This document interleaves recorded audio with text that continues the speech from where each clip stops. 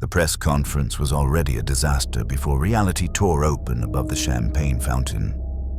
Ashley Barrett's left eye twitched as she watched Homelander deviate from the teleprompter for the 4th time in 6 minutes.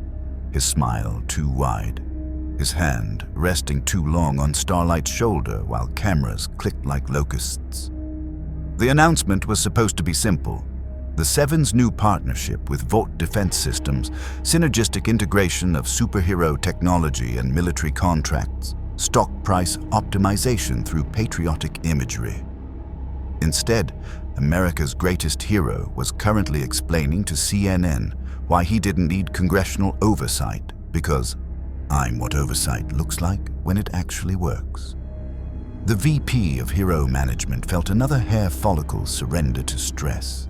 Till she'd pulled out 3 during makeup that morning, then the air in Vought Tower's marble lobby screamed. The sound hit first, like sheet metal tearing, like ice cracking under unbearable weight. The dimensional breach opened 12 feet above the imported Italian fountain, a ragged wound in space that bled Arctic wind and flickering blue-white light. Photographers scattered as the temperature plummeted 40 degrees in 3 seconds. The champagne fountain flash froze mid-cascade, crystalline and beautiful for exactly 1 moment before the figure fell through. He hit the marble in a 3-point crouch that cracked the stone, 1 fist down, ice spreading from the impact point in fractals. The cold rolled across the lobby floor like fog, and when he rose, Sub-Zero of the Lin Kuei stood in the heart of Vought International, wearing midnight blue and silver armor that had never heard of branding consultants or focus groups. The cameras loved him immediately. Homelander's head tilted with the curious intensity of a predator noticing something new in its territory. Behind him, Ashley's panicked whisper into her headset, "Get me corporate, get me everyone, what the fuck is happening?" was drowned out by the snap-flash whir of 200 phones capturing content. Sub-Zero's eyes scanned the lobby with an assassin's assessment. Exits, threats, tactical positions. The crowd of reporters and Vought personnel in business casual. The 7 figures on the stage in costumes that would have been laughable in any Mortal Kombat arena, but here seemed to command genuine reverence. The cameras, so it's always the cameras. "Well," Homelander said into his microphone, smile shifting into something sharper. "Looks like we've got a party crasher. You lost, buddy." The cryomancer's hand moved to where his sword should have been and found nothing. The dimensional breach had taken him mid-training, unarmed except for the power that had been earned through decades of discipline, not injected in infancy. Ice formed along his forearms, instinctive and cold. "I am Kuai Liang," he said, voice, even despite the wrongness of everything around him. "Grandmaster of the Lin Kuei. Where is the portal master who opened this breach?" The crowd murmured. Ashley's headset exploded with executive panic. Stan Edgar's replacement demanding answers, the legal team calculating liability exposure, marketing already drafting social media responses. On stage, the Deep leaned toward A-Train and whispered, "Is this a bit? This feels like a bit." Homelander's eyes began to glow red, just slightly, just enough for the cameras to catch. "That's adorable. The costume, the whole mystical warrior thing. Very niche demographic appeal, but here's what's actually happening. You just crashed a private corporate event, which means Vought property, which means my property." He drifted off the stage, boots not touching the ground, cape settling around his shoulders like a shroud of American flag. "So we can do this easy. You apologize. We get security to escort you out. Maybe we talk about how you got those neat special effects. Or we do this the way I prefer." Sub-Zero's tactical assessment updated, primary threat identified. The flying one, radiating arrogance like heat, and moving with the confidence of someone who'd never faced a real challenge. The others on stage watching with the detachment of arena spectators, not warriors ready to engage. "I seek no conflict," Sub-Zero said, though the ice spreading across the marble suggested his body disagreed. "Only a way home to Earthrealm." Earthrealm? Starlight's voice carried confusion that seemed genuine. Is that like another country? Before anyone could answer, Ashley's survival instinct overrode her terror. She stepped forward, heels clicking on frozen marble, face arranged in the desperate smile of someone trying to prevent a massacre during a media event. Hi, hello, Ashley Barrett, VP of Hero Management. I think there's been a wonderful misunderstanding that we can absolutely resolve through... The ice clone materialized beside her mid-sentence. It was perfect, Sub-Zero's exact duplicate rendered in crystalline blue, mimicking his stance and bearing with the precision that had taken years to master. The crowd gasped. Phones rose higher. The clone existed for 3 seconds before Sub-Zero dismissed it with a gesture, the ice shattering into powder that caught the lobby's chandelier light like diamond dust. Homelander stopped drifting forward. His eyes narrowed. "Okay," he said quietly. "That's actually interesting." Ashley recognized that tone. She'd heard it when Homelander talked about Maeve before things got ugly, when he discussed Stormfront before the Nazi thing went public, and when he looked at anything he wanted to possess or destroy, and those categories overlapped more often than not. "Right," Ashley's voice pitched higher. "So, clearly we have a very special individual here with very unique abilities that deserve proper Vought assessment and representation. If Grandmaster Liang would be willing to accompany our team to a secure location for debriefing, I'm certain we can discuss travel arrangements and compensation structures that benefit everyone involved." Sub-Zero's gaze moved from Homelander to the VP, reading the fear beneath her corporate speak, the way her fingers trembled against her tablet. In Outworld, fear meant respect. Here, it seemed to mean something more complex and commercial. "I'm not here to be assessed," he said. "I'm here by accident. Open the portal. Send me home." "See? That's where we have a problem," Homelander said, landing now, boots touching down with theatrical precision. "Because you're on my Earth, in my building, and you just performed unauthorized superpowers on camera without proper licensing or Vought approval. That's actually several federal violations. Not that I give a shit about federal anything, but the point stands. You're mine until I say otherwise." The temperature dropped another 10 degrees. Ice crept up the fountain, claimed the champagne bottles, frosted the marble pillars. Sub-Zero had fought demons, sorcerers, and elder gods. He'd died and been resurrected. He'd led the Lin Kuei through centuries of honor and blood. But he'd never encountered arrogance quite like this. So absolute, so childlike, so divorced from the consequences that should temper it. "I belong to no one," he said. Homelander smiled. That's what they all say at first. If you want to see more characters enter different universes, smash that subscribe button and drop the name of a character and the universe you'd want to see them in down in the comments below. Fucking diabolical. The moment hung frozen, literally and metaphorically, until Ashley's headset crackled with a voice that made her shoulders drop with relief. Corporate had made a decision. They were bringing in the full assessment team. They were locking down the lobby. They were spinning this as a surprise hero reveal on social media. They were doing what Vought did best, turning chaos into content, conflict into contracts.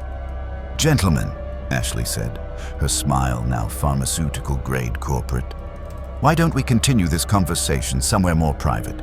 I believe we have a lot to discuss about your future, Grandmaster Liang."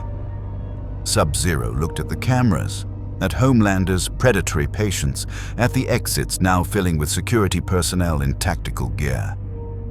The dimensional breach had closed behind him. The portal master, whoever or whatever had torn the barrier between worlds, was nowhere to be found. He was trapped in a realm where heroes wore corporate logos and power came from cameras instead of combat. The ice spread further across the marble, a thin layer of frost that caught the light and promised winter in the heart of summer.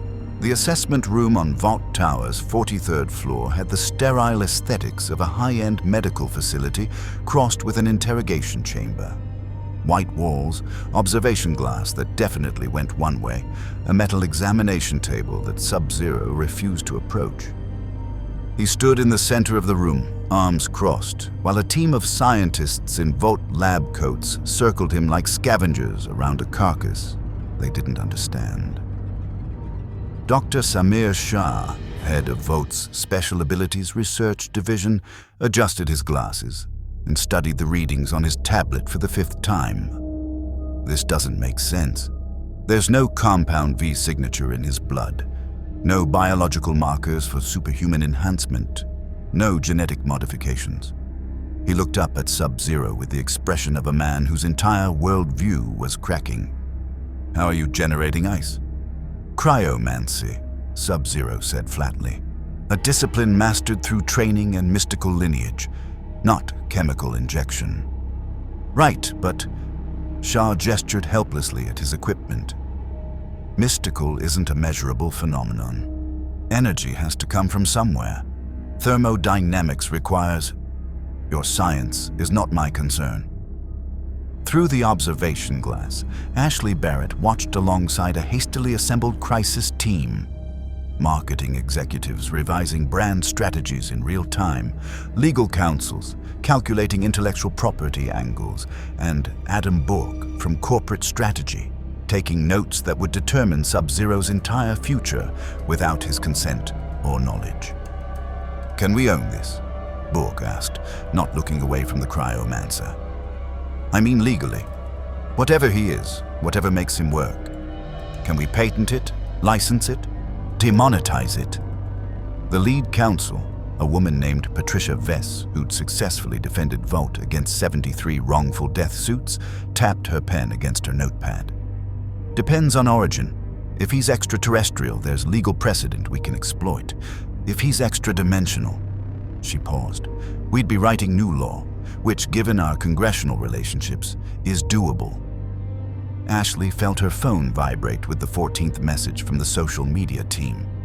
Sub-Zero's arrival had hit 40 million views across platforms in 2 hours. #IceWarrior was trending globally. Deepfake videos of him fighting the Seven already had more engagement than their last 3 official releases combined. The public wanted him, the shareholders would demand him, and Homelander wanted to break him. The hero in question stood in the corner of the observation room, arms folded, cape draped, watching Sub-Zero with the focused intensity of a cat observing a bird it planned to torture before killing. He hadn't spoken since they'd brought the cryomancer upstairs. He didn't need to. The atmosphere around him vibrated with barely contained violence. "Preliminary assessment," Borg said, reading from his own tablet. "Male, appears mid-30s. Exceptional physical conditioning consistent with elite military training. Powers, cryokinesis, ice manipulation, temperature control, and some kind of replication ability we're calling ice cloning. Threat level." He hesitated. "High," Homelander said quietly. "Very high." Everyone in the room felt the temperature drop, and it had nothing to do with the cryomancer in the next room. Right," Borg continued carefully. "But also opportunity level, extremely high. Asian male demographic is underserved in our hero portfolio. Martial arts crossover appeal. The mystical angle plays well internationally, especially Chinese and Japanese markets. If we can sign him, if he can be controlled," Patricia interjected. In the assessment room, Dr. Shah was attempting a different approach. "Grandmaster Liang, I understand this must be disorienting. You're clearly not from here. But we want to help you.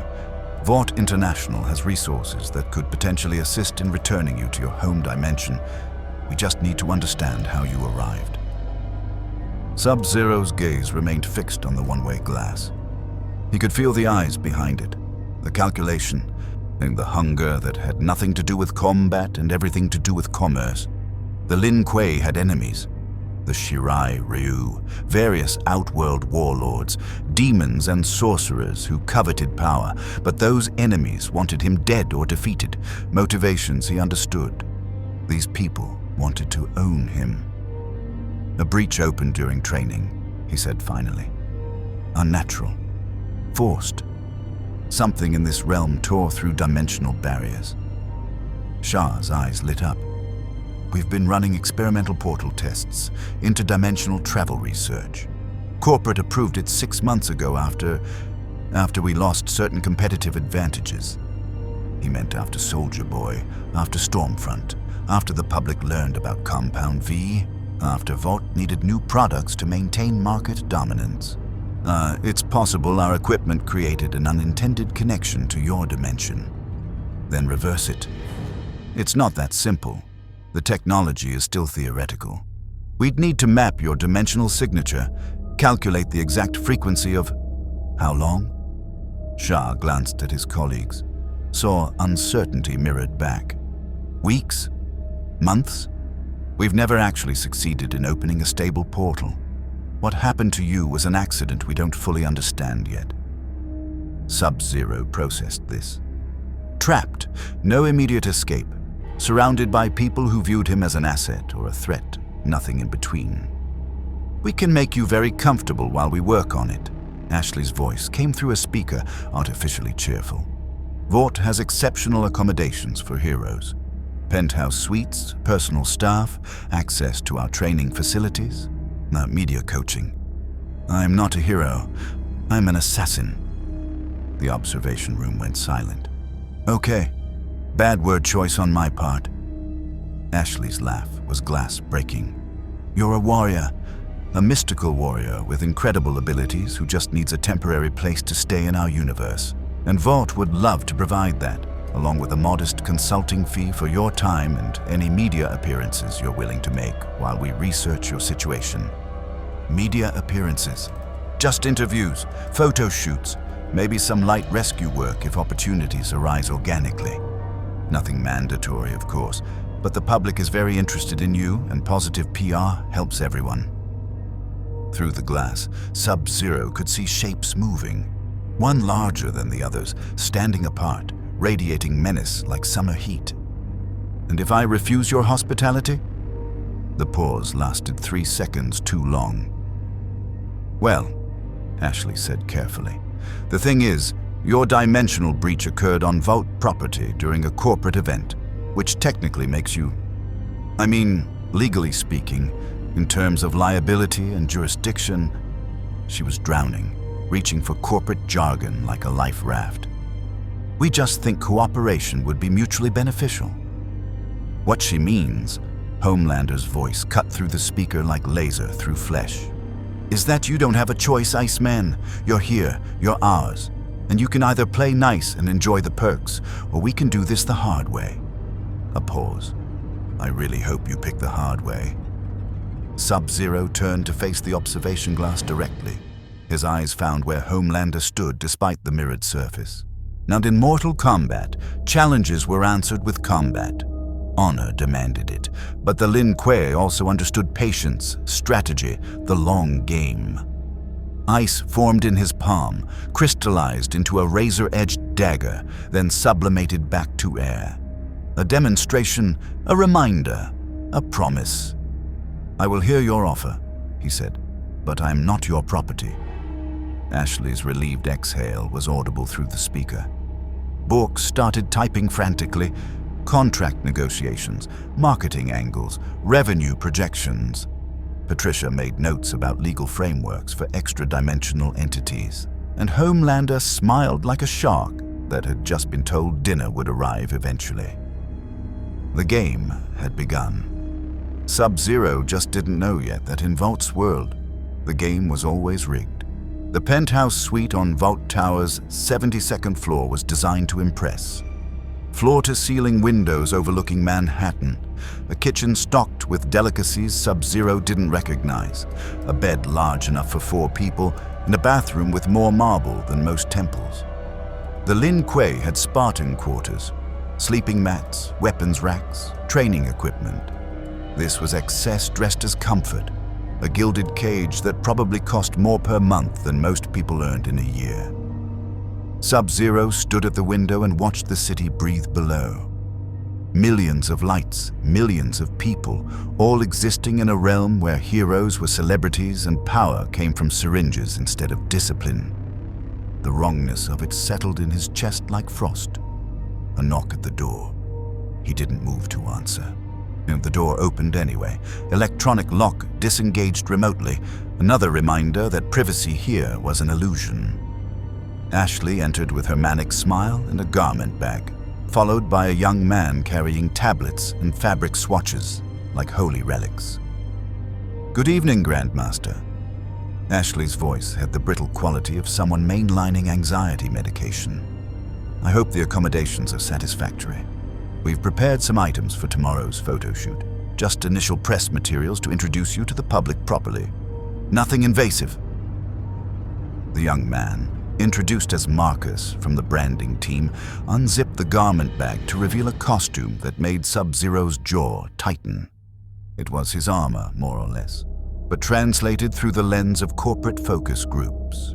Brighter blues, more silver accents, the Vought logo subtly worked into the chest plate. They'd even added a cape. "We kept the core aesthetic," Marcus said, oblivious to Sub-Zero's expression, "but modernized it for American audiences. The cape tests really well with demographics ages 18 to 49. And we've been workshopping names. Absolute Zero has strong brand recognition, but the Cryomancer polls better in international markets, and Ice Master is clean and simple, though legal says it might conflict with existing Marvel properties. "I have a name," Sub-Zero said quietly. "Kuai Liang." "Right, yes, but for marketing purposes, we need something that's more..." Ashley searched for words that wouldn't cause offense. "Accessible? Heroic?" The research shows that ethnic names can sometimes create barriers to mainstream adoption, especially in Middle America, where ice spread across the window behind Sub-Zero, fractals blooming against the glass like frozen flowers. "I understand," Ashley pivoted immediately, "that this is a lot to process, and we absolutely respect your cultural identity. Maybe we table the name discussion for now and focus on the visual branding? Marcus has done incredible work making sure your look reads as both powerful and approachable." Sub-Zero looked at the costume, at these people who thought power was something you wore instead of something you earned. "I will not wear your logo." Marcus and Ashley exchanged glances, the silent communication of people used to navigating superhero egos. "The thing is," Ashley said carefully, "Vought is providing accommodation, research support, and eventually transportation home. In exchange, we just need some brand alignment.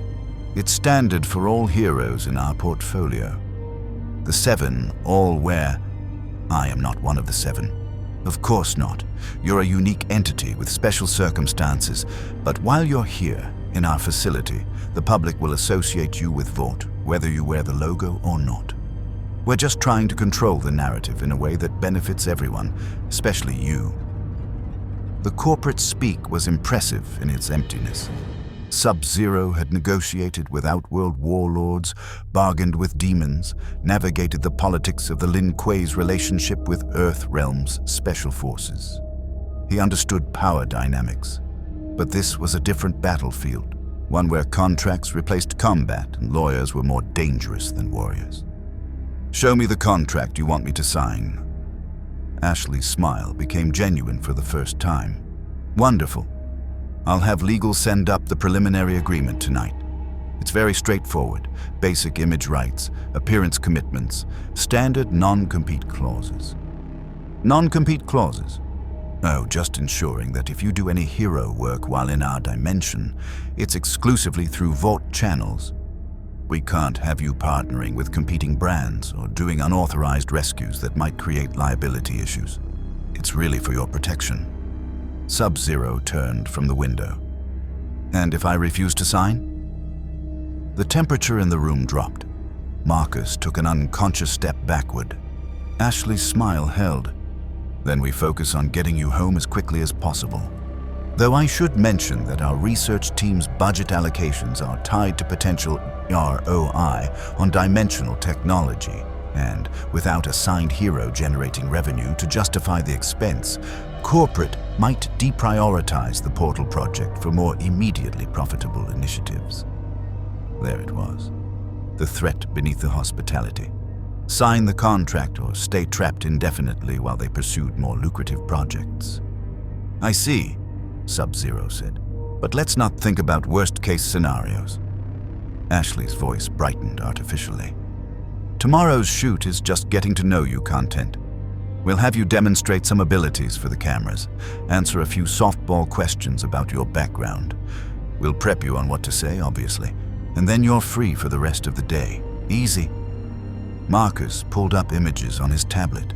We're thinking urban rooftop setting, late afternoon light, maybe some artful ice sculptures in the background. Very mystical warrior meets modern metropolis. The creatives are excited. Sub-Zero studied the concept images.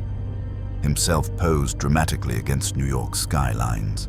Ice swirling around him like special effects, expression carefully calibrated between dangerous and approachable.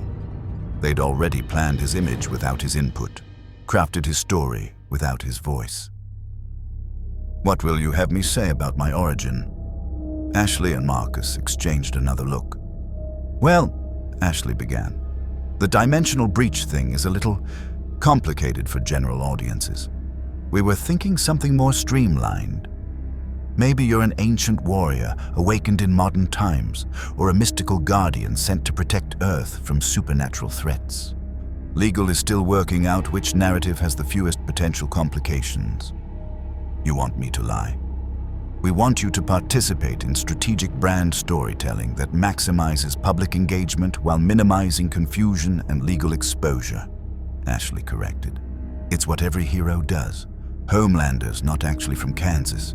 Queen Maeve's not really named Maggie. The deep... She stopped herself. The point is, the real story and the public story don't have to match perfectly. They just have to work.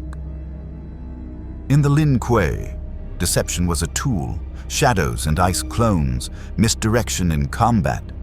But those lies served honor and the clan's mission. These lies served profit margins and shareholder value. I need time to consider, Sub-Zero said. Of course, take the evening. Legal will send the contract up within the hour. It's only 67 pages, very standard. Tomorrow morning, we'll do a quick media training session before the shoot, just to make sure you're comfortable with the talking points. Ashley headed for the door, Marcus trailing behind. Oh, and room service is available 24 hours. The menu's on the tablet by the bed. Order anything you want. They left. The electronic lock engaged automatically. Sub-Zero walked to the door and tested it. Locked from the outside. The windows didn't open. Safety feature or security measure. Impossible to tell. Every surface probably had cameras. The hospitality was a cage with good thread count. He returned to the window and looked down at the city 72 floors below. Somewhere out there, Vaught's scientists were trying to crack dimensional travel. And somewhere, the Seven were preparing for whatever came next. Somewhere, other forces moved. He'd heard Ashley mention the boys in worried whispers, seen the tension in security when certain names came up. This was not Earthrealm. This was not Outworld. This was something stranger, a realm where power was bought and sold, where heroes were brands, and where the truth was whatever generated the best engagement metrics. Ice formed on his fingertips, familiar and cold. The Lin Kuei had survived centuries by adapting to new threats. Sub-Zero would do the same, but he would not wear their logo. The media training session began at 7 a.m., with Sub-Zero seated across from a woman named Jennifer Caldwell, who introduced herself as Vaught's senior communications strategist and immediately began explaining why everything about him was wrong. The stoic, silent warrior thing works for action figures, she said, clicking through a presentation on her tablet, but it reads as cold and unapproachable in focus groups. We need to see more emotion, relatability. Think less ancient assassin and more mystical guardian who cares about protecting innocent people. Sub-Zero remained motionless, which Jennifer apparently took as defiance rather than discipline. Okay, let's try a practice question. I'm from Good Morning America, and I ask, Sub-Zero, what's it like being a hero in New York City? What do you say? I'm not a hero. I'm a warrior of the Lin Kuei clan, trained in the art of... No. Jennifer's interruption was sharp. You can't lead with Assassin Clan. The word assassin has negative connotations, especially post 9/11, and nobody knows what Lin Kuei means. Try again. It's an honor to use my gifts to help people. That would be a lie. Jennifer's smile became very tight. It's messaging. Let's move on. Question 2. Where do your powers come from? You say, cryomancy, passed through bloodline and refined through decades of training in mystical disciplines. Too complicated. I was chosen by ancient forces to protect the innocent. Clean, simple, aspirational. Sub-Zero leaned forward slightly. I was not chosen. I earned this power through sacrifice and discipline. To claim otherwise dishonors my training and my clan. Right, and that's very authentic, Jennifer said with the patience of someone explaining basic concepts to a child. But authenticity doesn't trend on social media. Relatability does. Mystery does. Chosen one narratives do. 40-year training montages do not. The door opened. Ashley entered with coffee that smelled expensive and anxiety that looked pharmaceutical. How's it going? We're working through some messaging alignment issues, Jennifer said diplomatically. Great. Listen, Kuai. Can I call you Kuai? The photo shoot's been moved up to 9 a.m. because Homelander wants to observe, and when Homelander wants something, we make it happen. So we need to accelerate the prep. Sub-Zero's expression remained neutral, but something in his stillness made both women uncomfortable. Homelander will be observing? He asked quietly. Signed just as a colleague. He's very interested in your abilities, which is wonderful, really, because his endorsement carries enormous weight with our core demographic. Ashley's smile was manic. He specifically asked to watch the ice demonstrations, called it potentially entertaining. In Sub-Zero's experience, when powerful beings described others as entertaining, it rarely ended well for the entertainment. The rooftop shoot location was a carefully controlled production, backdrop of Manhattan skyline, professional lighting despite the morning sun, cameras on gimbals, a crew of 20 people whose jobs Sub-Zero couldn't begin to guess. Marcus from branding had laid out the modified costume again, cape included. The Vought logo gleamed silver on the chest, and in the corner, seated in a director's chair that seemed too small for his ego, Homelander watched with eyes that glowed faintly red. Grandmaster Liang. The photographer, a man named Devon with an undercut and excessive enthusiasm, gestured to the mark. If you could stand right here, we'll start with some basic heroic poses. Think powerful, but approachable. Dangerous, but trustworthy.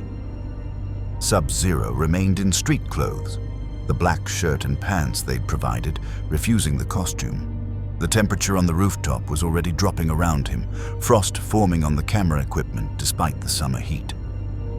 Is there a problem with the wardrobe? Ashley appeared at his elbow, voice strained. I will not wear corporate logos. Okay, we can work with that for now. Devon, let's shoot him in the basics. Ye will composite the costume in post if needed. Homelander's laugh cut across the rooftop. He doesn't want to wear the outfit. That's hilarious. Hey, Iceman, you know what every hero in the Seven learned real quick? Vought owns the image. You wear what they tell you, say what they script, smile when they point cameras. That's the deal. Sub-Zero turned to face him directly. I made no such deal. Not yet. Homelander stood, cape settling around him, boots touching rooftop with theatrical precision. But you will, they all do, because the alternative is a lot less fun. The crew went silent. Ashley's phone vibrated with panicked messages from corporate.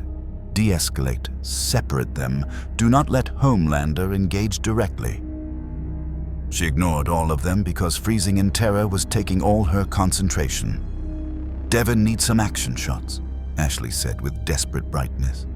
Kuai, if you could demonstrate your ice powers. Maybe create one of those beautiful sculptures we saw yesterday. Sub-Zero held Homelander's gaze for 3 more seconds, then turned to the photographer. A gesture, and ice began to form, rising from the rooftop in crystalline spires, shaping itself into a dragon mid-flight, every scale and wing perfect in frozen detail. The morning light caught it, transformed it into art that cameras loved. The crew murmured appreciation. Devon's camera clicked rapid fire. Very pretty, Homelander said. Can it do anything useful? Define useful. Can it stop me? The question hung in the summer air like a blade. Sub-Zero dismissed the ice dragon with a wave, the sculpture sublimating to vapor. I do not know, he said honestly. We would have to test it. Homelander's smile widened. I like him. He's got balls. Stupid balls, but still. He walked closer, each step measured. Here's what I think, Iceman. I think you're probably tough where you come from. Big fish in whatever mystical warrior dimension you crawled out of. But here, in my world, you're just another guy with powers who doesn't understand the game yet. Then educate me. Gladly. Homelander stopped 3 feet away. This close, Sub-Zero could see the wrongness in his eyes, the flat affect of a psychopath beneath the celebrity smile, the narcissism that had calcified into something monstrous. The game is simple. Vought makes you a hero. You perform, you sell merchandise, you smile at kids and fuck whoever they tell you to fuck, and pretend the world is better because you exist. And in exchange, they protect you from consequences, from the law, from people who'd want to hurt you for what you are. And if I refuse to play, then you don't get protected. Homelander's eyes glowed brighter. You become a threat, and I handle threats. Ice spread across the rooftop between them, a barrier 6 inches thick and growing. I have faced demons, Sub-Zero said quietly. Elder gods, interdimensional warlords. I have fought in mortal combat and survived. Your threats do not frighten me.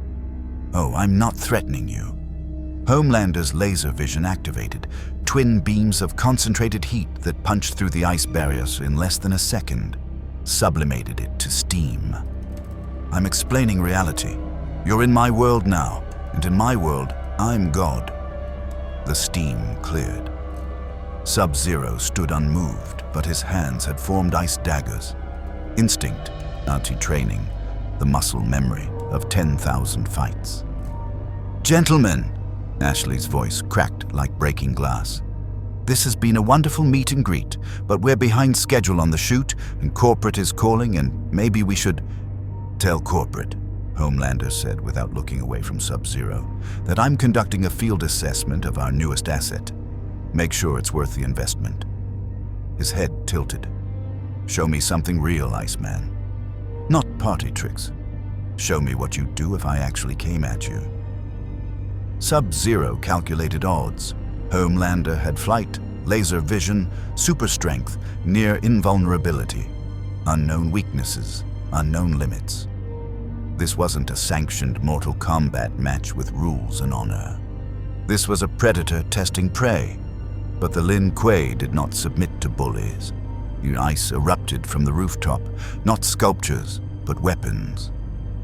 Spears of crystalline ice launched toward Homelander, not fast enough to truly threaten, but fast enough to demand respect. Homelander's laser vision swept them from the air, vapor and flash melt, then he was moving, crossing the distance in less than a second, hand closing around Sub-Zero's throat, lifting him off the ground. Not bad, Homelander said conversationally while Sub-Zero's boots dangled. But not enough. Ice formed around Homelander's hand, attempting to freeze it, crack it, force release. The hero's skin didn't even frost. Whatever made him invulnerable operated at a level cryomancy couldn't touch. Here's the real lesson, Homelander continued, squeezing just enough to hurt. I've fought aliens, monsters, actual gods. I've killed things that scared whole countries. And I'm still here, still smiling for the cameras, still America's favorite hero. You know why? Sub-Zero's hands gripped Homelander's wrist, ice spreading uselessly across invulnerable skin. Because I learned the game. I play by Vaught's rules, just enough to keep them happy, and in exchange, I get to do whatever the fuck I want. Homelander's face was inches away now. You could learn it too. Be their mystical warrior, sell their products, make millions, or... The grip tightened. You can keep being difficult, and I'll drop you off this roof and tell the press you slipped on your own ice. They'll believe me. They always believe me. The crew watched in frozen horror. Ashley was speaking rapidly into her phone. Security, legal, anyone who could stop this. Devon's camera was still recording because he was too terrified to move. And Sub-Zero met Homelander's eyes, saw the abyss of narcissism behind them, and made a choice.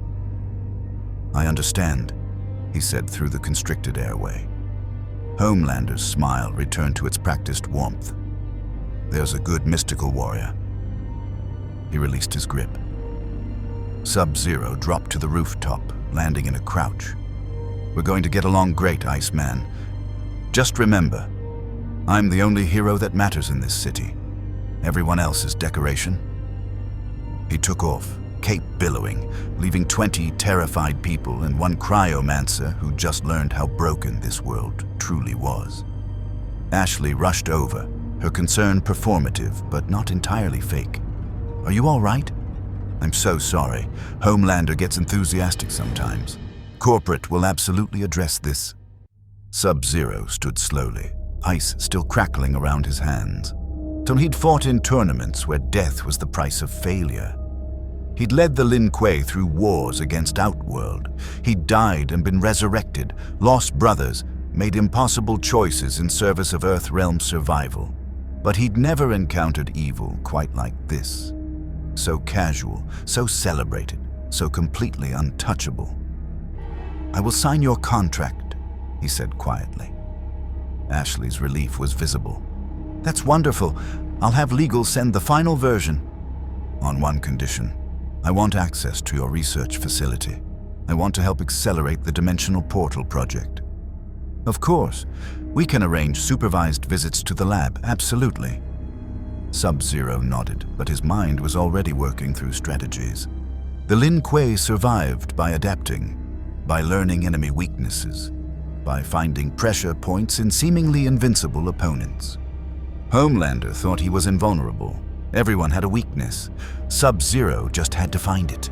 The contract arrived at midnight. 67 pages of legal language that boiled down to Vought owns everything. Image rights, likeness, powers demonstration, public appearances, merchandising, film adaptations, video game licensing. Sub-Zero read every clause while ice formed unconsciously on the pages, frost creeping across terms like perpetual and exclusive, and all territories throughout the universe. The universe they'd trapped him in. He signed with frozen fingers, each letter of Kuai Liang forming in blue ink. Ashley collected it the next morning with relief that bordered on euphoria. Within hours, the Vought marketing machine activated. Social media announcements, press releases, concept art flooding every platform. Hashtag Sub-Zero became #1 trending worldwide. But the official narrative, mysterious warrior from ancient order awakened to protect modern world, partnering with Vought to fight supernatural threats. All lies. But lies that generated 42 million in merchandise pre-orders in the first 72 hours. The research facility access came 3 days later. Sub-Zero escorted by security to Sub-Level 9, where Dr. Shaw's team worked on dimensional portal technology, behind reinforced doors and biometric locks. The space looked more like a particle accelerator than anything mystical. Massive machinery, cooling systems, monitors displaying equations that meant nothing to someone trained in cryomancy instead of quantum physics. "We've been analyzing the energy signature from your arrival," Shah explained, walking Sub-Zero through the lab. "Whatever tore the dimensional barrier wasn't random, it was targeted, almost like something on your side was trying to reach through at the exact moment our equipment created a resonance point." Sub-Zero studied the readings, the visual representations of his home dimension rendered in wavelengths and frequencies. "Can you recreate the breach?" "In theory. But we'd need to perfectly replicate the conditions, and we're missing variables. The mystical component to your powers isn't reading on our instruments. It's like..." Shah struggled for words. "Like trying to measure faith with a thermometer. The science doesn't have language for what you are. Then you need someone who understands both mystical and scientific frameworks." "Exactly. Which is why..." Shah lowered his voice, glancing at the security guards standing at a distance. "Why this project keeps getting deprioritized. Corporate wants results that make money. Dimensional travel is expensive research with unclear ROI. They'd rather focus on compound 5 variants and marketable soup enhancements. So my return home is not a priority." Shah's silence was answer enough. Sub-Zero turned from the equipment, mind calculating. He needed leverage, resources, allies who weren't motivated purely by profit. In combat, when surrounded by superior forces, the Lin Kuei taught finding gaps in enemy formations, exploiting internal conflicts, turning strength against itself. Vought had internal conflicts. He'd seen them in Ashley's panic, in the way security whispered about containment protocols, in the fear that surrounded Homelander like a toxic aura. And he'd heard the name mentioned repeatedly in hushed tones, and always with apprehension. The boys. The opportunity presented itself 5 days after signing the contract. Sub-Zero was being escorted through Vought Tower's lower parking garage, returning from a photo shoot where he'd been posed next to children holding action figures that looked nothing like him when the lights cut out. Emergency systems activated, bathing concrete in red. His security detail immediately formed a protective circle, hands on weapons. "Stay close," the lead guard said. "Probably just electrical."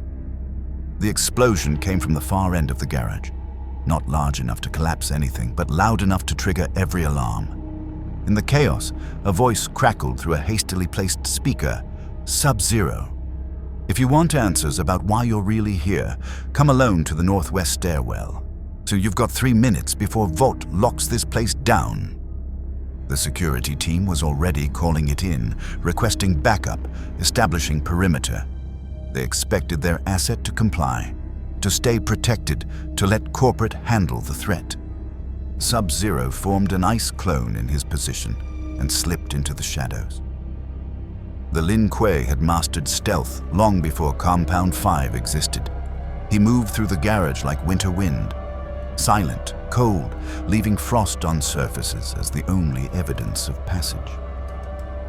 The northwest stairwell door stood slightly ajar. Beyond it, darkness and the sound of someone deliberately making noise to be tracked.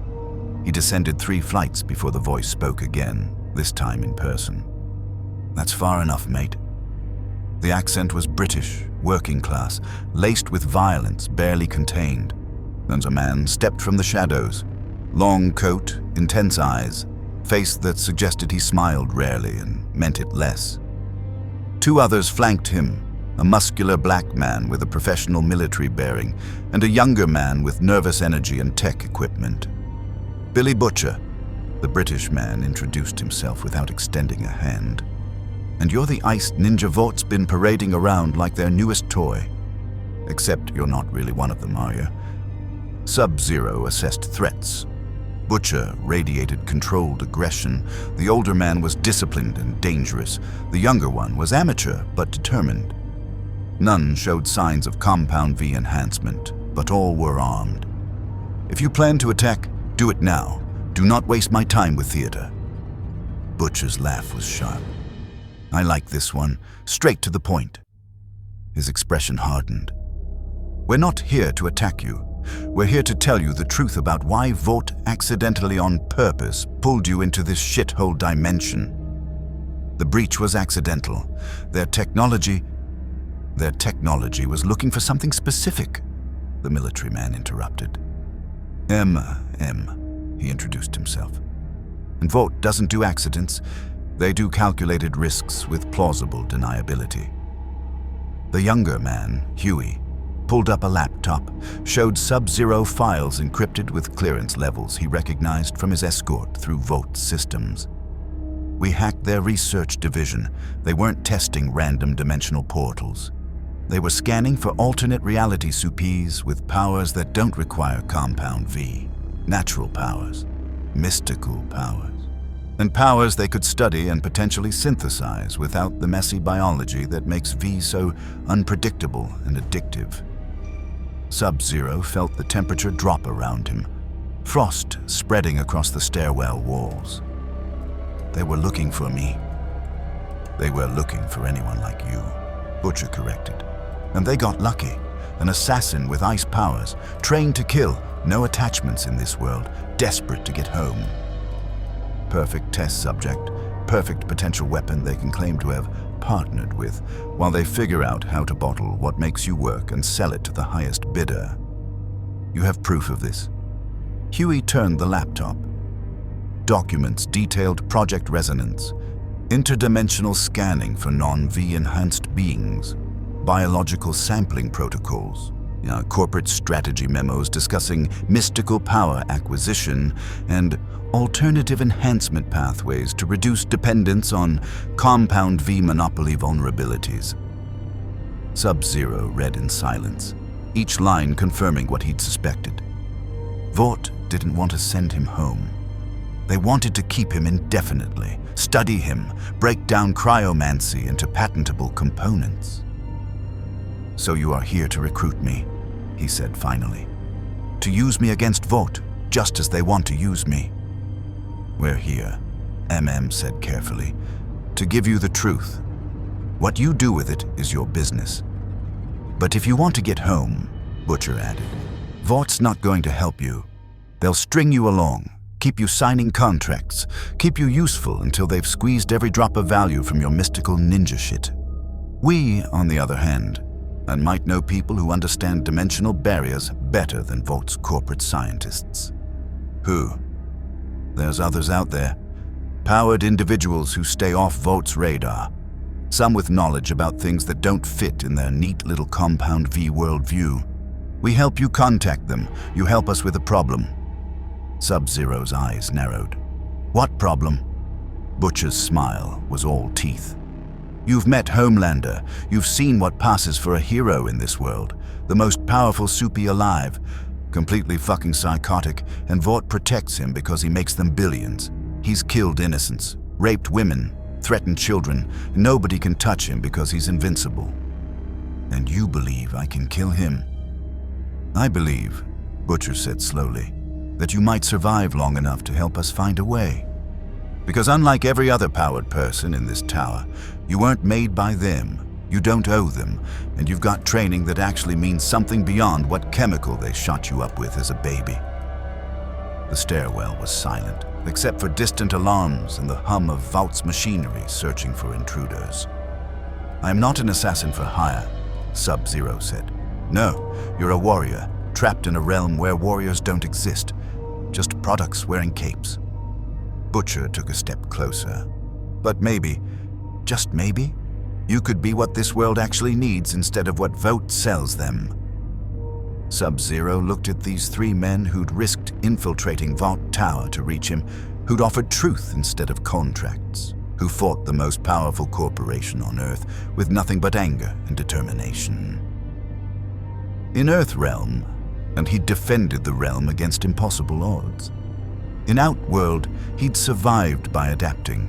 Here, in this corporate dystopia disguised as heroic fantasy, perhaps the Lin Kuei's purpose was the same, protect those who couldn't protect themselves from predators in hero costumes. "I need time," he said. "Clock's ticking," Butcher replied. "Vought's going to realize we were here. They'll tighten security. Next contact will be harder. I will consider your offer, but I make no promises." Handed him a phone. Basic, untraceable. "You decide you want the truth instead of the pretty lies. Use this. One call." Huey added, "We're not the good guys, but we're not pretending to be."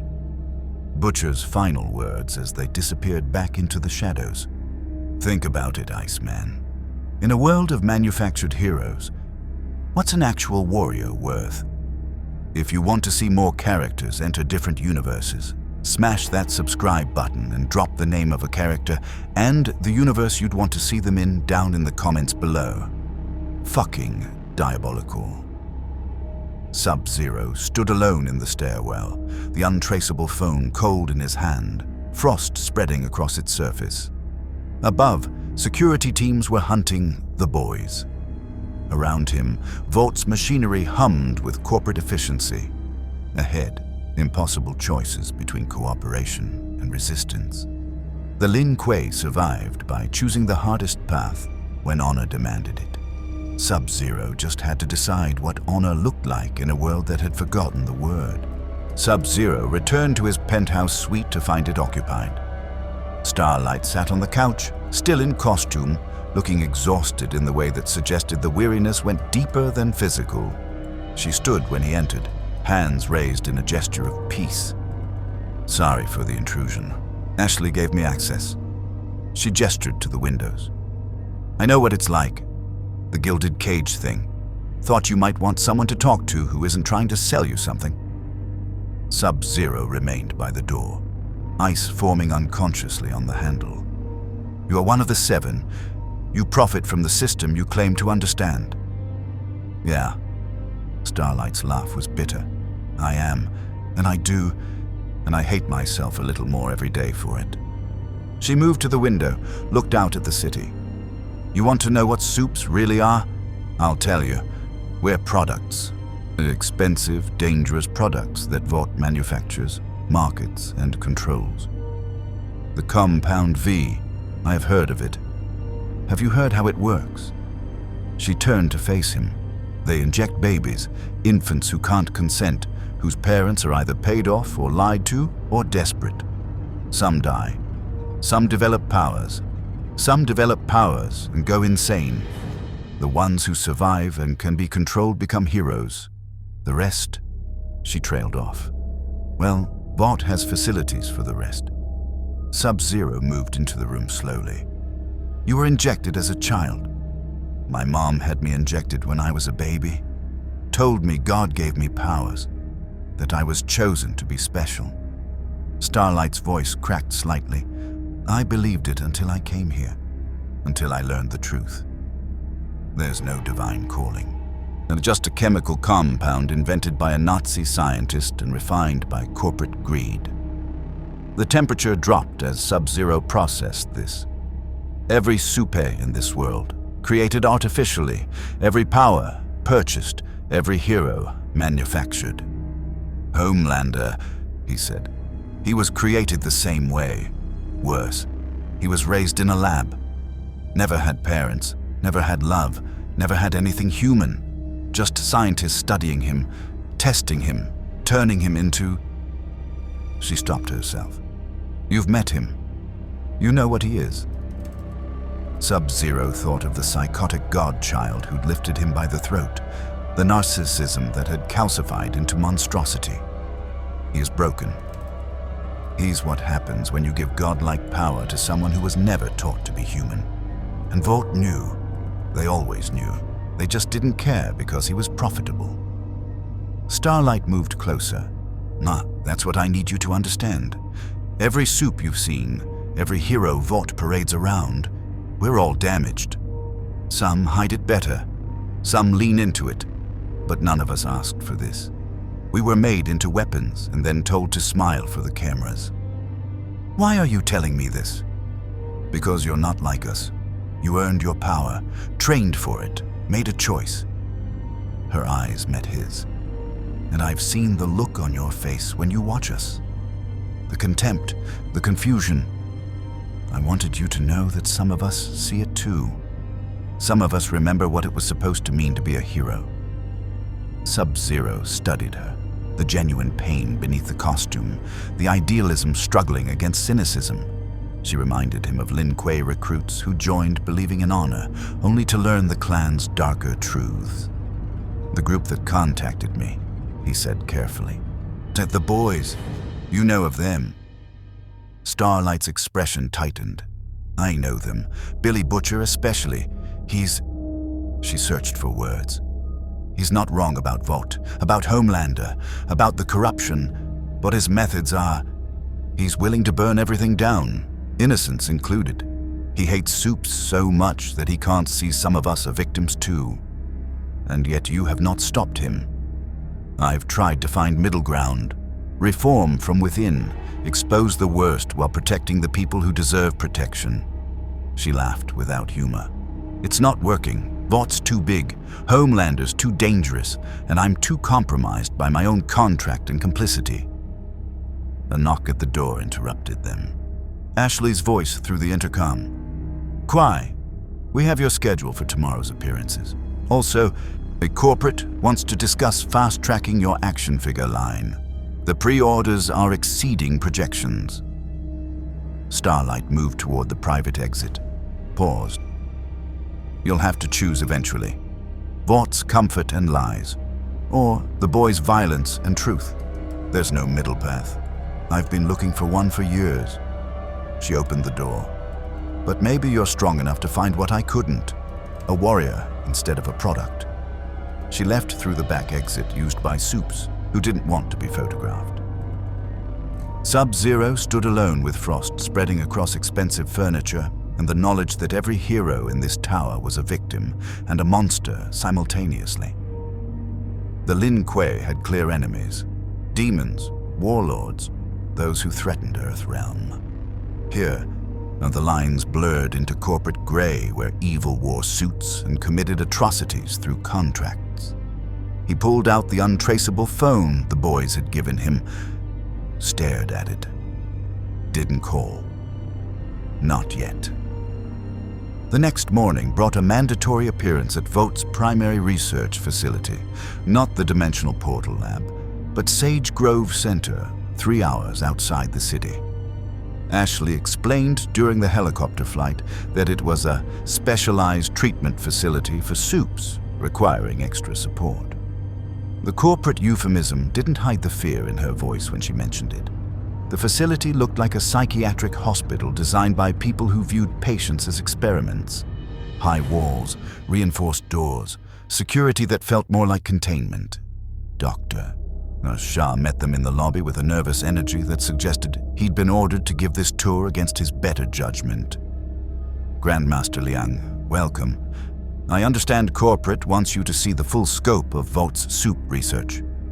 Shah led them through security checkpoints that required retinal scans and biometric verification. Sage Grove is where we study edge cases. Soups whose powers manifested problematically. They passed windows looking into rooms that were clearly cells. Sub-Zero saw a teenager whose skin rippled with uncontrolled electricity, restrained to a bed. A woman whose body phased in and out of visibility, screaming silently. A man whose touch seemed to decay everything around him, isolated in a chamber that was being remotely cleaned by robotic arms. Failed experiments, Sub-Zero said quietly. Shah's silence was confirmation. Not failed, Ashley corrected with desperate brightness. Differently manifested. We're helping them learn to control their abilities in a safe, supervised environment. Sub-Zero stopped at a window showing a young girl, maybe 12, whose tears were literally made of acid, burning through her restraints even as medical staff replaced them. How long has she been here? 3 hours. We're developing a serum that might neutralize the acidic component, but trials have been inconclusive. Have you considered that she does not need a serum, that she needs training, discipline, the kind that takes time and patience, not chemicals. Shah and Ashley exchanged glances. Corporate believes pharmaceutical solutions are more scalable, Shah said carefully. They moved deeper into the facility. The tour was clearly designed to impress Sub-Zero with Vaught's commitment to all Supes, but what he saw was a prison for those whose powers didn't market well. Teenagers locked in rooms, adults driven insane by abilities they'd never asked for, all of them injected with Compound V as infants, all of them paying the price for Vaught's profit. In one wing, Shah showed him the V enhancement trials, adults who'd volunteered or been coerced into receiving Compound V injections to develop powers. The success rate was less than 20%. The rest either died explosively or developed powers so unstable they required immediate containment. Sub-Zero watched through reinforced glass as a man's body literally tore itself apart at the molecular level, blood becoming vapor, bones becoming liquid. Medical staff observed from behind barriers, aren't taking notes. "Why?" Sub-Zero asked. "If you know adult injection is unstable, why continue?" "Corporate demand," Shah admitted. "There's a market for temporary enhancements. Military applications. V-24, Temp V, was developed here. 24-hour powers for non-supes. Fatal after repeated use, but soldiers don't live long in combat anyway." The casual evil of it settled in Sub-Zero's chest like ice. "You are creating warriors who cannot survive their own power." "We're providing options," Ashley said, though her voice suggested she'd stopped believing her own spin years ago. "Choice is empowerment." They showed him the research wing where scientists studied his blood samples, taken during the routine medical examination after his arrival. Sub-Zero watched them analyze his cryomancy, trying to isolate the mystical component and reduce it to formulas and compounds they could synthesize. "We're close to understanding the energy signature," a researcher explained excitedly. "If we can replicate the mystical element, we could potentially develop a Compound V variant that doesn't have the psychological side effects. Clean powers without the aggression, narcissism, or instability." "My power is not clean," Sub-Zero said. "It is earned through suffering and discipline. You cannot bottle that." "Maybe not the discipline," the researcher conceded, "but the power itself. Given enough time, enough samples, we believe we can engineer it. Imagine ice-powered supes without requiring decades of mystical training. We could outfit entire teams." Sub-Zero turned from the lab, frost spreading across the observation glass. They wanted to steal what he'd earned. As reduced decades of Lin Kuei training to an injection, turn cryomancy into a product line. "I have seen enough," he said. The helicopter ride back was silent.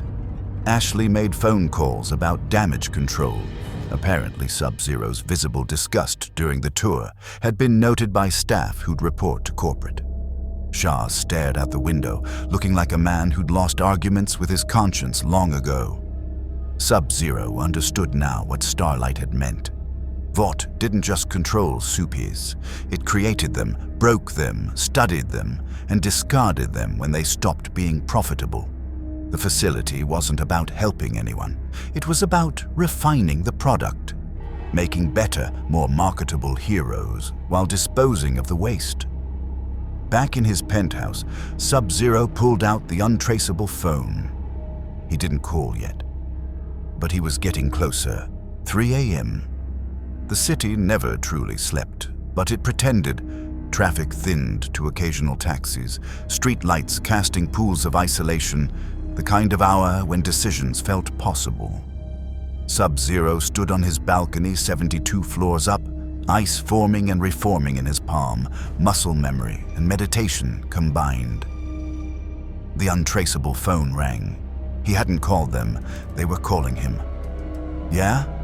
Butcher's voice, rough with scotch and insomnia. "Know you're up, Iceman. Thermals show you on the balcony. We need to talk in person." "Now, I have made no decision about your offer." Decisions being made for you. Vaught's moving you to permanent asset status tomorrow morning.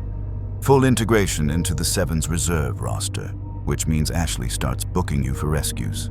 Staged ones, and obviously, and corporate gets legal authority to use your image in perpetuity across all media. You sign those papers, you're theirs forever. Sub-Zero felt frost spread across the balcony railing. How do you know this? We know everything Vought thinks is secret. Meet us. Rooftop across from your building. 30 minutes. Or spend the rest of your life as a corporate mascot with ice powers. The line went dead. Sub-Zero looked at the phone, at the city below, at the choice crystallizing like ice in winter air. The Lin Kuei taught that hesitation in combat meant death. Sometimes the warrior had to commit to the attack. Consequences be damned. He stepped off the balcony. Ice formed beneath his feet. Slide instead of fall, cryomancy creating a path through empty air between buildings. So he'd never tested whether the power worked for transportation in this dimension. It did. The slide extended, curved, carried him across the gap between Vought Tower and the neighboring building with the grace of decades spent mastering his element. He landed on the opposite rooftop in a crouch. The boys emerged from the stairwell access. Butcher, Huey, and two others Sub-Zero hadn't met. A small Asian woman with feral eyes who didn't speak, and a Frenchman with a gentle face that contradicted the weapons he carried. Kimiko, Butcher introduced the woman with a gesture. Frenchie. Both reliable, both hate Vought, both here to make sure you understand what you're walking into. I understand corporate corruption, Sub-Zero said. Do you understand genocide? Pulled up a tablet, showed Sub-Zero footage. Homelander, 6 months ago, killed everyone on Flight 37 when his attempt to save it failed. Blamed terrorists. Vought covered it up. 123 people, including children. And that's just the one we have evidence of. The footage showed Homelander's face through a shattered windshield. Not concerned, not guilty. Calculating. Deciding that witnesses were problems to be eliminated. He's killed hundreds, Huey added quietly. Maybe thousands over the years. Vaught's legal team makes it disappear, pays families, intimidates witnesses, buries evidence, and he keeps smiling for cameras because the public loves him and Vought profits from him. Sub-Zero watched the footage loop. In Mortal Kombat, death had meaning. Warriors died in honorable combat, consequences acknowledged. Here, mass murder became corporate liability management. Why tell me this? He asked. Because you asked what honor looks like in this world. Butcher stepped closer. It looks like stopping monsters even when the whole system protects them. It looks like being willing to get your hands dirty because clean hands don't win wars. Frenchie spoke for the first time, accent thick but voice clear. We are not heroes, mon ami. We are killers who kill killers, but perhaps that is what this world needs, no? Kimiko signed something. Huey translated. She says you have warrior's eyes, not celebrity eyes. You understand real combat. I understand necessary violence, Sub-Zero corrected. But I am not an assassin for hire. The Lin Kuei serves Earthrealm's defense, not vengeance. This ain't vengeance, said. This is defense. Every day Homelander walks free, more people die. Every day Vought continues operations, more kids get injected with V, more families get destroyed, more monsters get created and marketed as heroes. Butcher pulled out a folder. Physical paper, unhackable. We've got a plan. Been building it for 2 years. Everything we need to take down Homelander, expose Vought, burn the whole corrupt system to ash. Just missing one piece. Someone powerful enough to fight him while we handle the rest. You want me to be your weapon. I want you to be what you already are. A warrior who doesn't accept evil just because it wears a cape. Butcher opened the folder. Schematics, intelligence, photographs. Homelander's got one weakness we've found. Just one, and exploiting it requires someone he'd actually fight instead of just lasering to death from a distance. Sub-Zero looked at the documents. The complex plans involving compound V suppressants, tactical positioning, psychological manipulation. The boys had been studying their enemy with the dedication he'd expect from Lin Kuei intelligence. Your plan requires me to engage Homelander directly, at close range, where his strength and invulnerability matter. Where your ice might actually work, MM corrected. V-enhanced bodies still have biology. Blood still flows. If you can freeze his cardiovascular system even for a few seconds, he will kill me. Probably, Butcher admitted, but you'd die a warrior instead of a product. And maybe, just maybe, you'd give us the opening we need to put him down permanent. The rooftop was silent except for distant sirens and the hum of Vought Tower across the gap. Sub-Zero thought of the children in Sage Grove, restrained and studied, and of the woman whose tears burned her face. The man who'd exploded during V trials while scientists took notes. Homelander's casual threat to drop him off the roof. Ashley's desperate corporate spin trying to make evil palatable. If I help you, he said slowly, what happens to the innocent Soupies, the ones like Starlight, trapped by contracts but not corrupt? Collateral damage, Butcher said flatly. Systems too broken to save pieces of it. No. MM's voice was firm. We've talked about this. We go after Homelander, we go after Vought leadership, but we don't murder kids who were injected with V against their will. That's where I draw the line. Butcher's jaw tightened. The tension between them was old, worn smooth by repetition. I need guarantees, Sub-Zero said.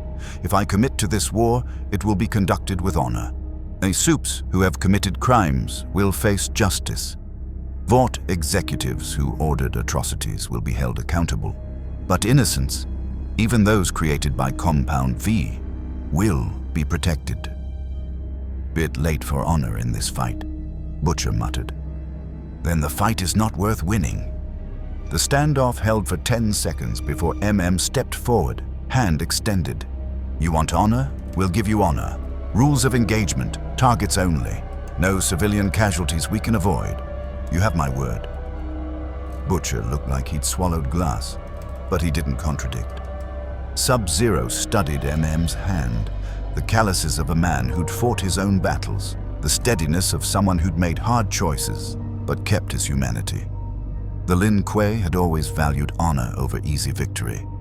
He took the hand. Then I will help you, but understand, I am not joining your team, and I'm forming an alliance for specific purpose. When Homelander falls and Vought is destroyed, I return to my home dimension. Agreed. Agreed, MM said. Butcher just smiled his shark smile. Welcome to the fucking war, Iceman. Frenchie produced a bottle, poured drinks into disposable cups. To new alliances and old revenge, eh? They drank on a rooftop while Vought Tower loomed across the gap, lit up like a beacon of corporate power that believed itself untouchable. Kimiko signed something else. Huey translated. She says Homelander needs to pay for what he's done to people like her, people made into weapons. He will, Sub-Zero said quietly.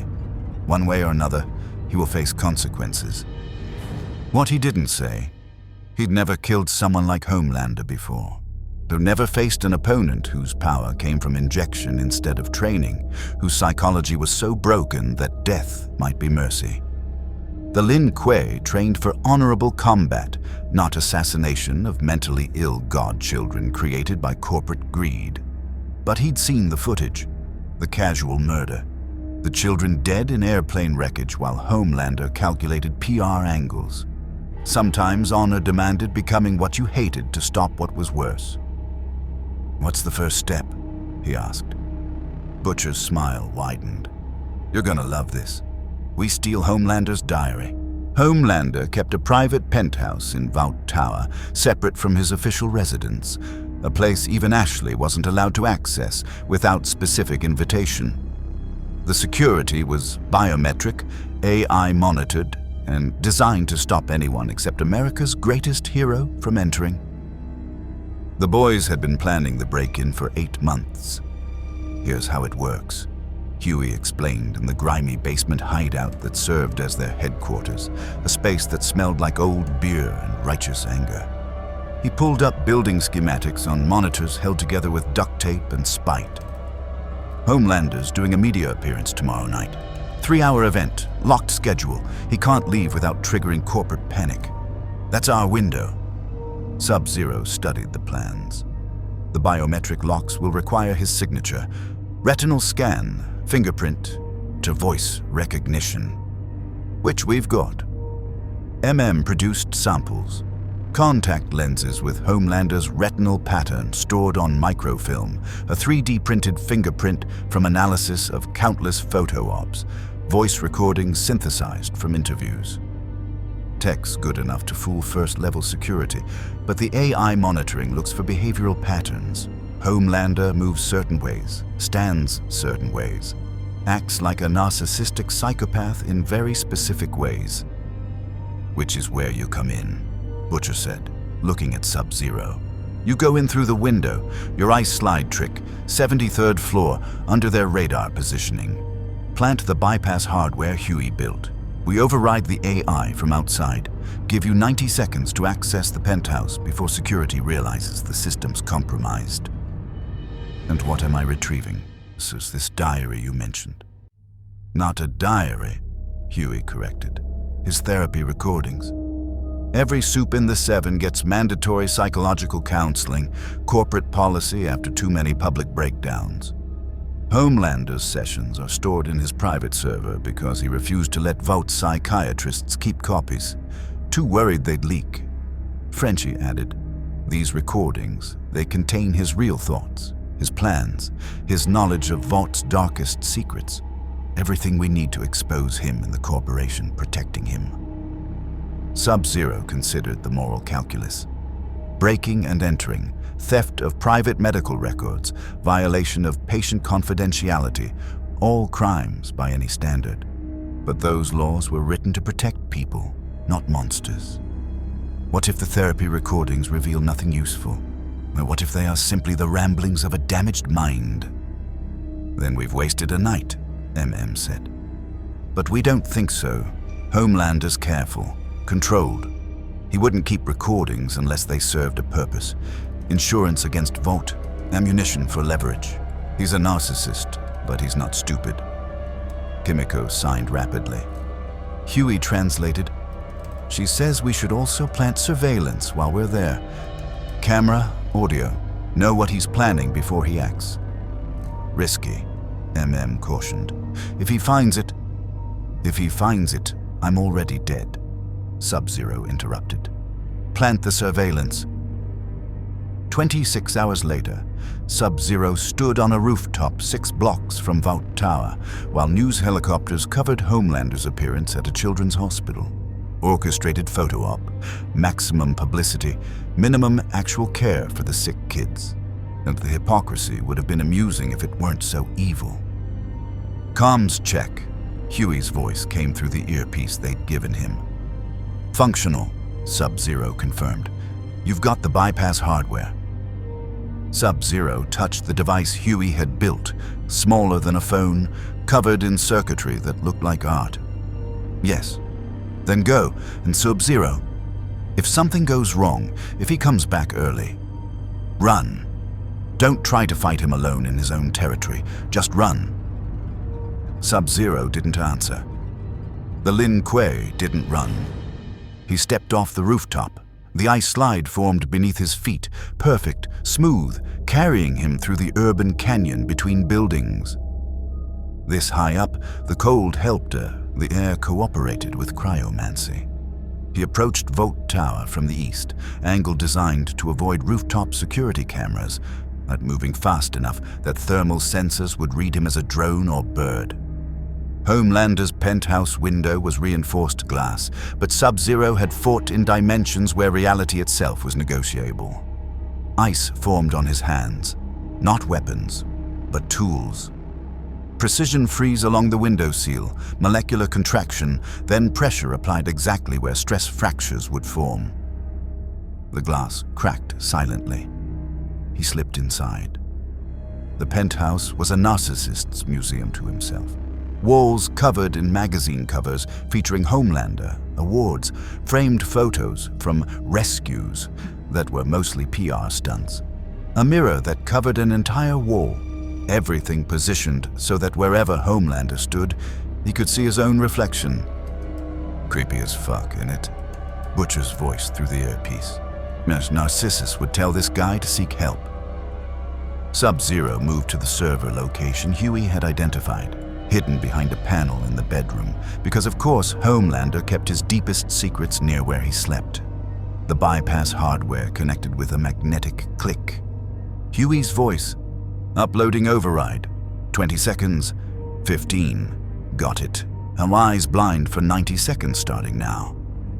Sub-Zero accessed the server. Thousands of files. Therapy recordings dated across 7 years. Video files labeled with session numbers. He started the transfer to the encrypted drive the boys had provided. Downloads crawling, Huey reported. You're only getting about 30 seconds of content before you have to pull out. Then we prioritize. Sub-Zero scanned titles, looking for recent sessions, anything marked with Vought executive names. Was anything suggesting operational intelligence rather than psychological rambling. One file caught his attention. Session 347, Contingencies and Exit Strategies. He downloaded it. Another, Session 299, The Ryan Problem. Downloaded. A third, Session 412, If They Find Out About. The title ended there. He downloaded it. 60 seconds gone, Huey warned. AI's going to come back online. Sub-Zero planted Kimiko's surveillance device behind a photo frame, positioned so it would capture Homelander's preferred sitting area. Then he moved toward the window. Wait. MM's voice, urgent. There's something else in the bedroom. Locked drawer in the nightstand. Butcher's thermals show a heat signature that doesn't match organic materials. Sub-Zero diverted. The nightstand lock was simple. Ice pick, pressure, crack. Inside, he found a small wooden box, ornately carved, completely out of place among the modern narcissism of the penthouse. He opened it. Inside, vials of compound V. Not the standard blue liquid, but something else. Greenish, viscous, labeled in handwriting that wasn't English. What have you got? Butcher demanded. Compound V variant, unknown type. Labels are in German. A pause. Then MM. Stormfront's research. Has to be. She was developing V variants before she died. If Homelander kept her work, take it, Butcher ordered. All of it. Sub-Zero pocketed the vials as alarms began shrieking, not from the penthouse, from throughout the tower. Security had detected something, though not necessarily him. Fuck, Huey's voice cracked. Homelander left the event early. He's heading back. You've got maybe 3 minutes before he's in the building. Sub-Zero moved to the window. 73 floors up, ice slide would work going down, but he'd be visible to every camera and every person on the street. Exposed. Identifiable. Northwest stairwell, MM said. Service entrance, less monitoring, but you'll have to cross 2 corridors and risk running into security. The Lin Kuei had infiltrated demon fortresses, outworld palaces, and the Netherrealm itself. Vought Tower security was extensive but designed for soups, not trained assassins. Ice Clone materialized in the bedroom, perfect duplicate that would confuse thermal sensors for precious seconds. Sub-Zero moved into the corridor, low and fast, using shadows and the architectural blind spots that every building had if you knew how to see them. A security checkpoint ahead, 2 guards, bored, watching monitors. Sub-Zero created frost along the floor behind them, drew their attention. When they turned, he was past them, silent as winter wind. The stairwell door was locked. Ice pick, crack, through. Huey's voice. Homelander just entered the building. He's heading straight to his penthouse. Someone must have alerted him. Sub-Zero descended stairs, 3 at a time, 73 floors to ground level, each landing bringing him closer to escape and further from the confrontation he wasn't ready for. 42nd floor. He heard it. The distinctive sound of Homelander's boots not touching the stairs because he was flying up the stairwell faster than human running. They would cross paths in seconds. Sub-Zero formed ice walls behind him. Barriers, obstacles, and anything to slow the pursuit. Kept descending. 27th floor. 15th. Homelander was gaining, heat vision cutting through ice barriers like they were paper. Basement level, MM instructed. Access tunnel to the parking garage. We've got a van waiting. Sub-Zero burst through the basement doors. Homelander's voice echoed from above. I know you're here. I can smell the fucking cold. Come out and maybe I'll make it quick. The tunnel was concrete and darkness. Sub-Zero ran, ice forming reflexively on every surface he touched. Behind him, Homelander's laser vision carved through walls, seeking, destroying. The van's engine roared, Frenchie at the wheel, MM hanging out the passenger door. Here, now! Sub-Zero dove into the van. Frenchie hit the accelerator before the door closed, so they screamed out of the parking garage doing 60 in a 30 zone. Tires shrieking, every law violated. Above them, Homelander burst through the tower's front entrance, eyes glowing, cape billowing, ready to kill. Then his phone rang. Through Kimiko's newly planted surveillance device, the boys heard Ashley's panicked voice. Sir, there's a situation with Ryan. He's at the compound and he's asking for you and the media's starting to ask questions. Homelander's expression shifted from rage to calculation. He looked at the fleeing van, at his phone, at the PR nightmare brewing with his son. He chose PR. He flew away. In the van, Sub-Zero caught his breath while the boys celebrated survival. Butcher examined the stolen vials with something like reverence. Stormfront's research. Fuck me. This could be leverage.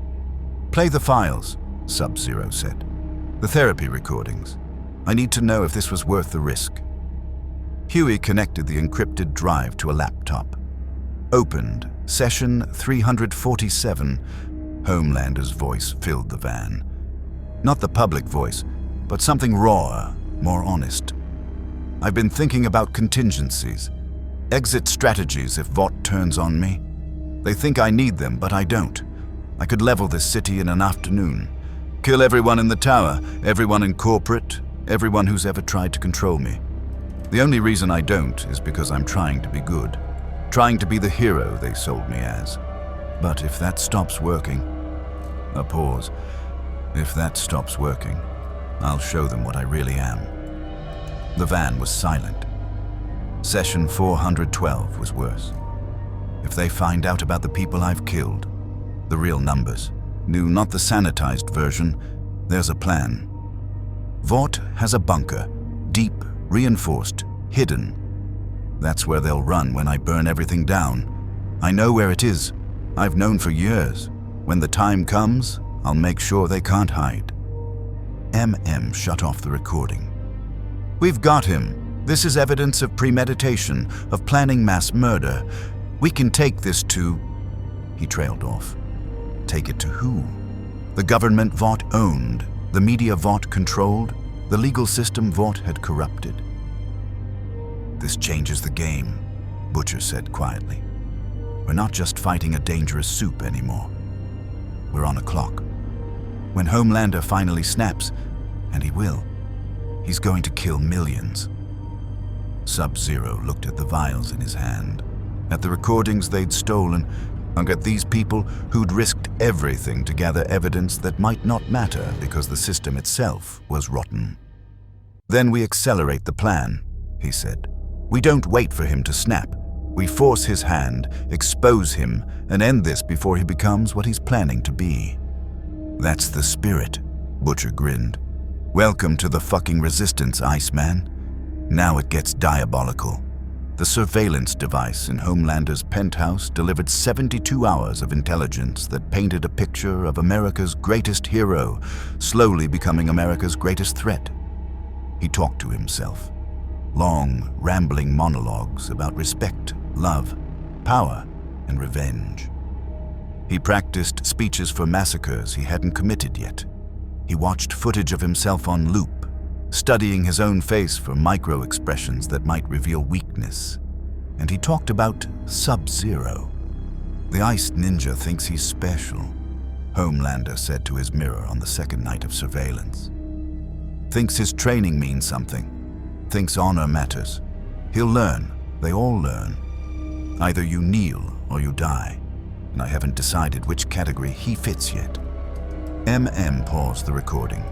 The boys' hideout, grimy, cramped, and filled with evidence boards and weapons, had become Sub-Zero's de facto headquarters. He couldn't return to Vought Tower. Ashley had called 67 times on his official phone, each message more panicked than the last.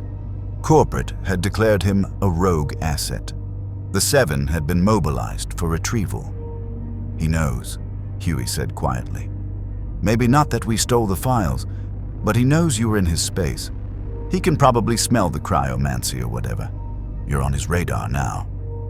Good, Butcher said. Means he'll come looking. Means we can set the trap. Sub-Zero studied the evidence board. Photos of Homelander at crime scenes, flight patterns analyzed for predictability, psychological profiles assembled from therapy recordings. Everything pointed to the same conclusion. Homelander was escalating. The mask of heroism was slipping, and when it finally fell, the death toll would be catastrophic. What is the trap? Sub-Zero asked. Butcher pulled out a map of New York, marked with red zones. We've identified the places Homelander actually gives a shit about. Not many. His penthouse? Compromised. The Vought Tower roof where he goes to think. Too exposed. But there's one place he visits when he needs to feel in control, when the narcissism gets too heavy. An old laboratory upstate where they raised him. Empty now, but he keeps it maintained. Goes there monthly, like a fucked up pilgrimage. You want to confront him in the place that made him what he is. I want to destroy him where he was created. Poetic justice. Butcher's smile was all teeth and violence. We've analyzed the facility. Knows it's got compound 5 suppression technology from when they were trying to control him as a kid. Never worked perfectly, but it limited his powers enough that handlers could manage him. We reactivate those systems. We might bring him down to something you can actually fight.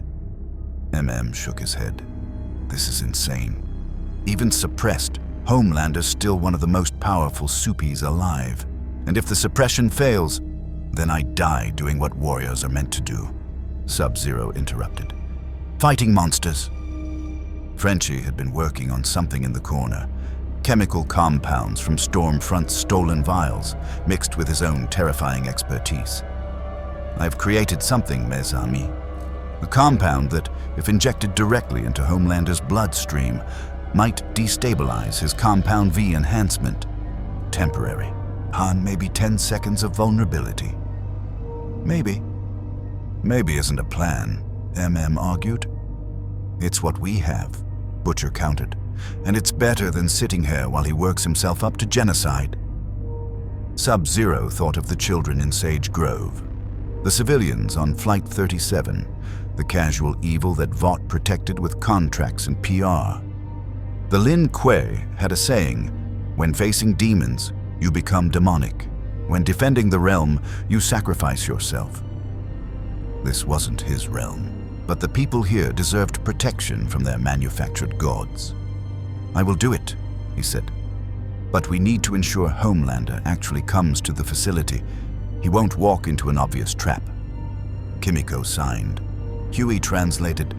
We leak information through Vaught's intelligence network. Make them think the boys have a weapon there that can kill him. make him angry enough to respond personally. He'll bring backup, MM warned. The 7, Vought security, everyone. Good, Sub-Zero said. The Lin Kuei prefer when all enemies reveal themselves simultaneously. The plan took 3 days to implement. Butcher leaked fabricated intelligence about a Homelander neutralization device through corrupted Vought channels. Frenchie rigged the old laboratory with enough explosives to level 3 city blocks. MM positioned sniper nests for weapons that wouldn't hurt Homelander but might slow other Supes. Huey prepared the Compound V suppression systems, praying they'd actually work after 30 years of disuse. And Sub-Zero trained. He'd fought opponents stronger than him before, Outworld's champions, elder gods, warriors enhanced by dark magic. But he'd never fought someone whose power was artificial yet absolute, whose psychology was so damaged that death might be the kindest outcome.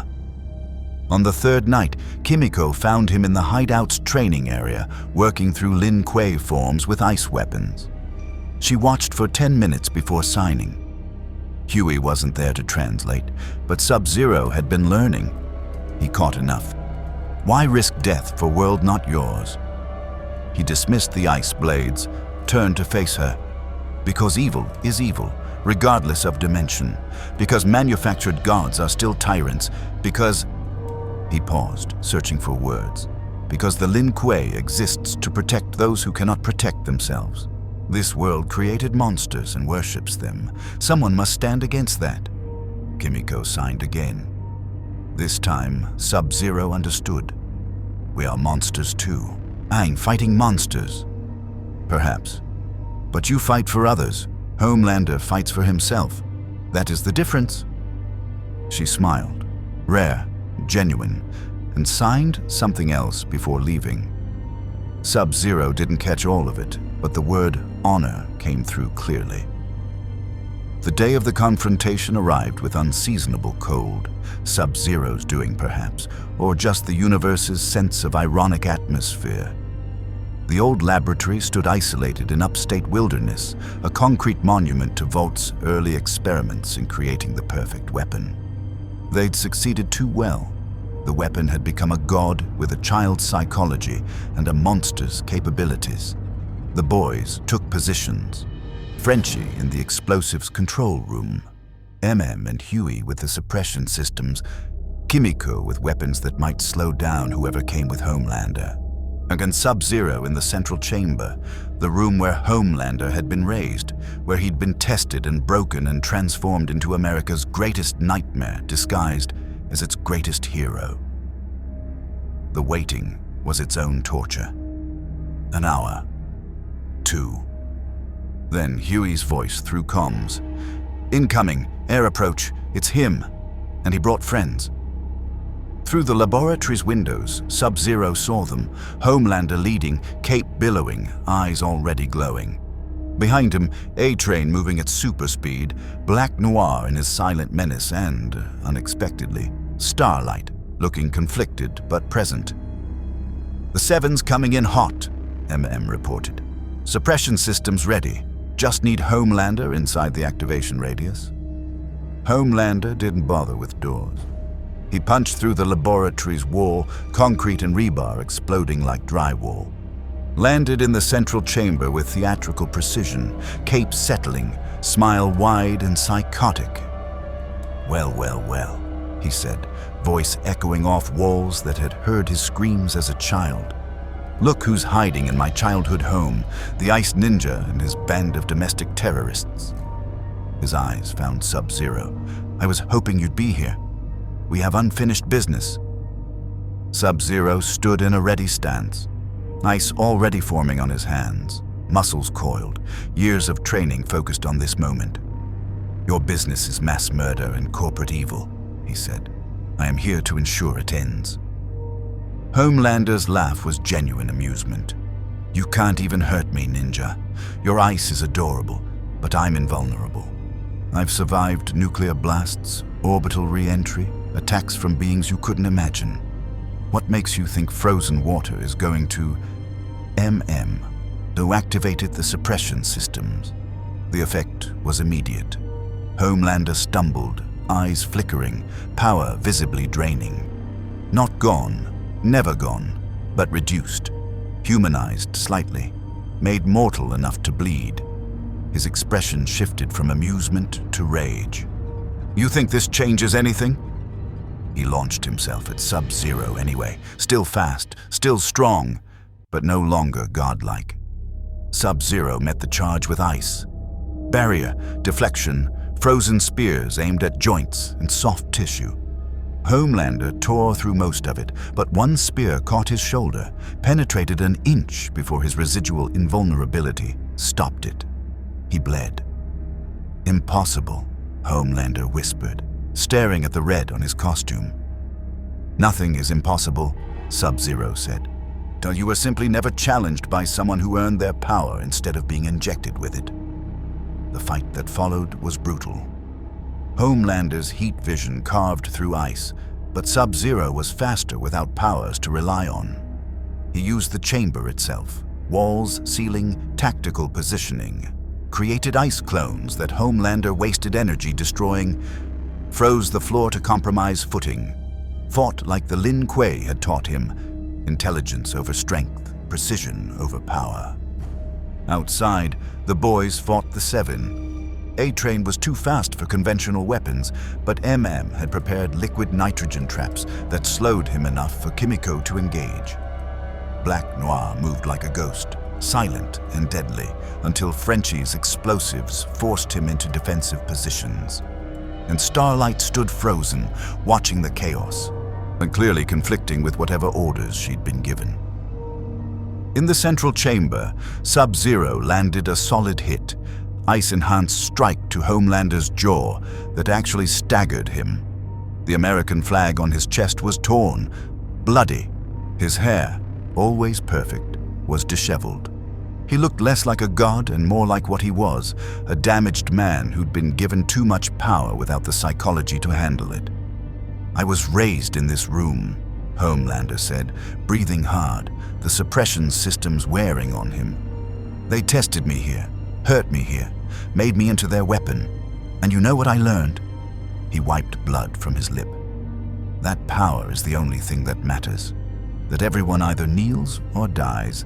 That heroism is just marketing." "You learned wrong," Sub-Zero said. He rushed forward with ice daggers aimed at vital points. Not to kill, but to incapacitate. Homelander caught one wrist, crushed it with strength even the suppression couldn't fully eliminate. Sub-Zero felt bones crack, used the pain to fuel his counterstrike. Ice spear to Homelander's ribs, penetrating deeper than before. Homelander screamed, actually screamed. Then the suppression systems failed. Overloaded by the strain of containing his power, they sparked, smoked, died. Homelander's full strength returned in a rush. His eyes blazed red, and before Sub-Zero could react, heat vision cut across his shoulder, burning, searing, the smell of his own flesh cauterizing. "Nice try," Homelander said, murder in his voice. "But you can't beat a god." He grabbed Sub-Zero by the throat, lifted him, began to squeeze. This was it. The end. Sub-Zero had known it was possible, had accepted the risk, and the Lin Kuei died when honor demanded it. Then Starlight's voice, "Homelander, stop!" She stood in the doorway, hands glowing, torn between loyalty and conscience. "This isn't what heroes do. This is murder." "I'm not a hero," Homelander said without looking at her. "I'm just better than everyone else." "Then you're exactly what Butcher says you are. A monster." For a moment, one crystalline moment, Homelander's grip loosened. The narcissistic need for validation, the desperate child inside the god weapon, wanted Starlight's approval, wanted to be seen as heroic. Sub-Zero drove Frenchie's syringe into Homelander's neck. The compound worked instantly. Not long, maybe 10 seconds like Frenchie had predicted, but enough. Homelander's strength failed. He dropped Sub-Zero, stumbled backward, Compound 5 in his system destabilizing. And Sub-Zero didn't waste the moment. He formed the largest ice construct he'd ever created. A massive frozen cage that encased Homelander completely.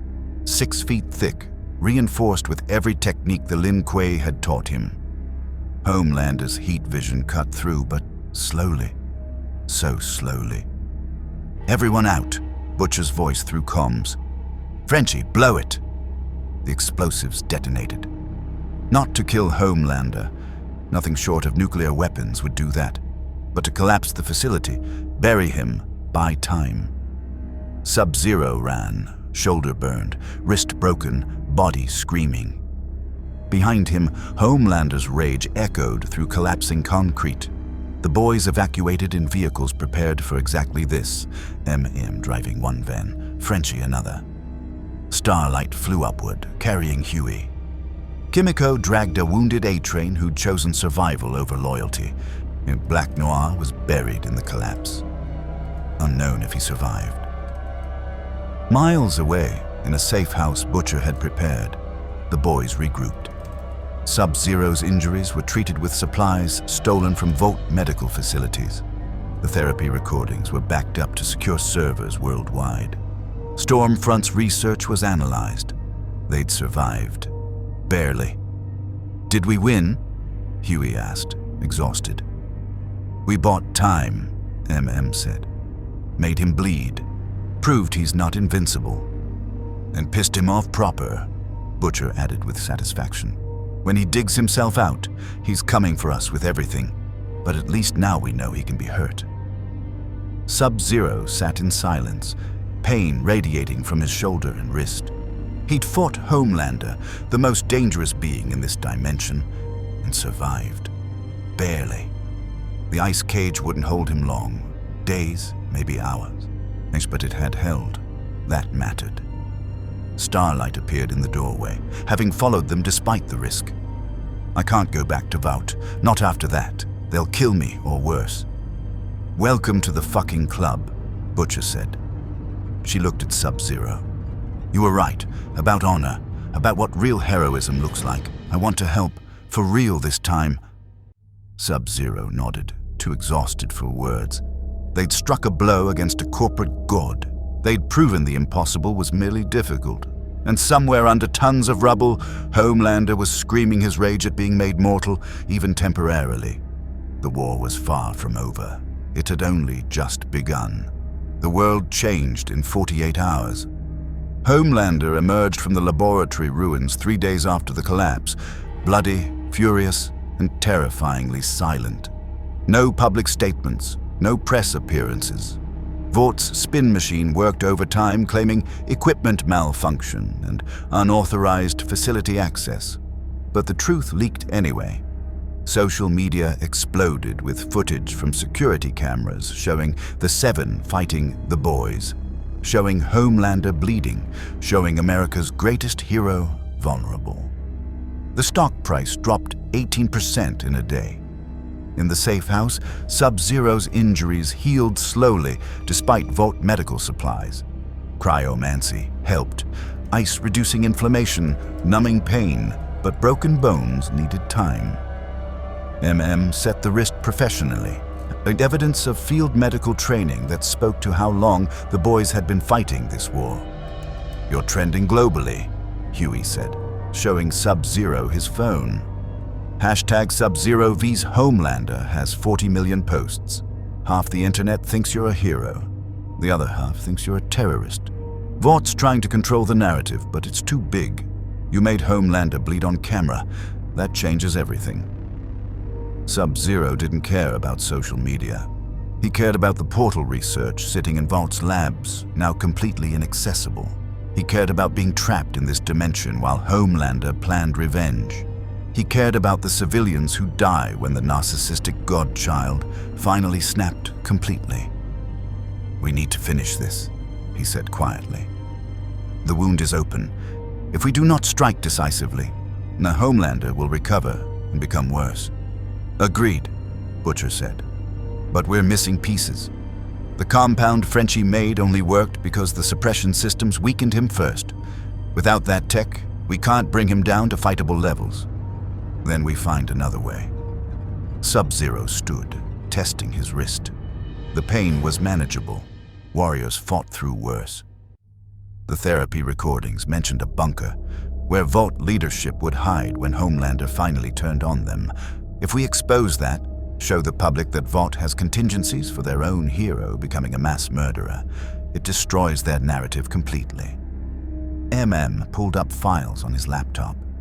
The bunker's location isn't in any of the recordings we stole. Homelander was careful not to specify, but we can narrow it down. Vought has 17 properties within 100 miles of Manhattan that have the right clearance levels and construction permits for underground facilities.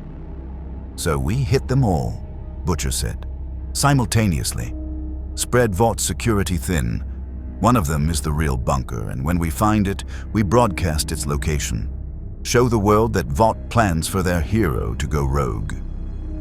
That still doesn't solve the Homelander problem, Starlight interjected. She'd been sitting quietly, processing her defection from the Seven, her complete abandonment of the corporate structure that had defined her identity. He's not just going to let us expose Vaught's secrets. He'll kill everyone involved, everyone watching, everyone in the building. Unless we give him something he wants more than revenge, Sub-Zero said. Everyone turned to look at him. Me. He's obsessed with proving his superiority, demonstrating godhood. If I challenge him publicly, issue a formal combat challenge in the way warriors do, his narcissism will demand he accept. And if we make it public enough, he'll have to fight by rules. Show the world he's in control. That's suicide, said flatly. We barely survived the last fight with suppression systems and home field advantage. A public challenge means he comes at full power. Yes, Sub-Zero agreed. But it also means he's exposed, distracted. While he's focused on me, you expose the bunker. Show the world what Vought really is. And if I can hurt him enough during the fight. He didn't finish. They all understood. If Sub-Zero could damage Homelander publicly, prove he was vulnerable in front of cameras, it would shatter the myth. Even if Sub-Zero died in the process. Fucking hell, Butcher breathed. The Ice Ninja's got bigger balls than I gave him credit for. This is insane, Huey said. We can't ask you to. You are not asking. I'm offering. Sub-Zero looked at each of them. I came to this dimension by accident. I've been trapped here, studied, commodified, and threatened. But I have also seen what your manufactured gods do to innocence, what Vaught's corruption enables. If my death can expose that truth and give you the opening to change this system, then it is a warrior's death. Honorable, meaningful. Kimiko signed. Huey translated, voice thick.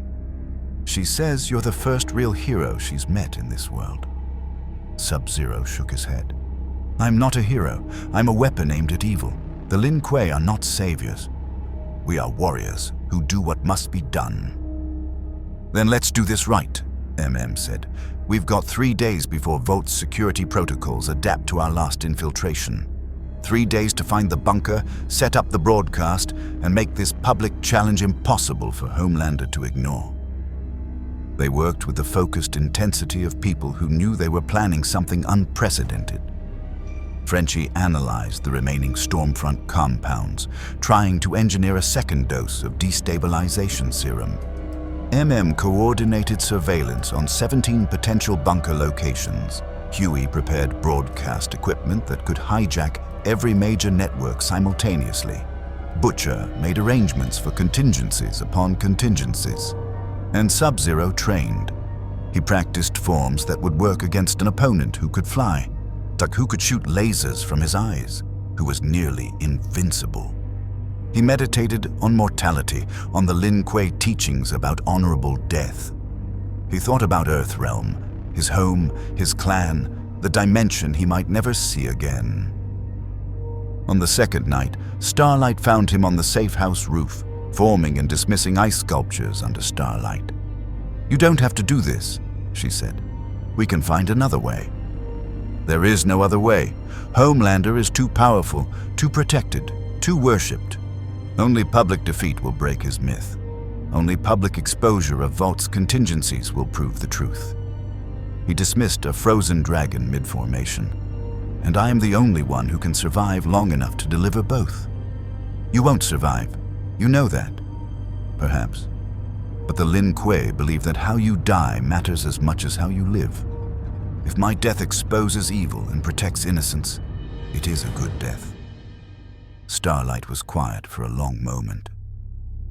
I was supposed to be the hero who changed things from inside, who used the platform Vought gave me to make the world better.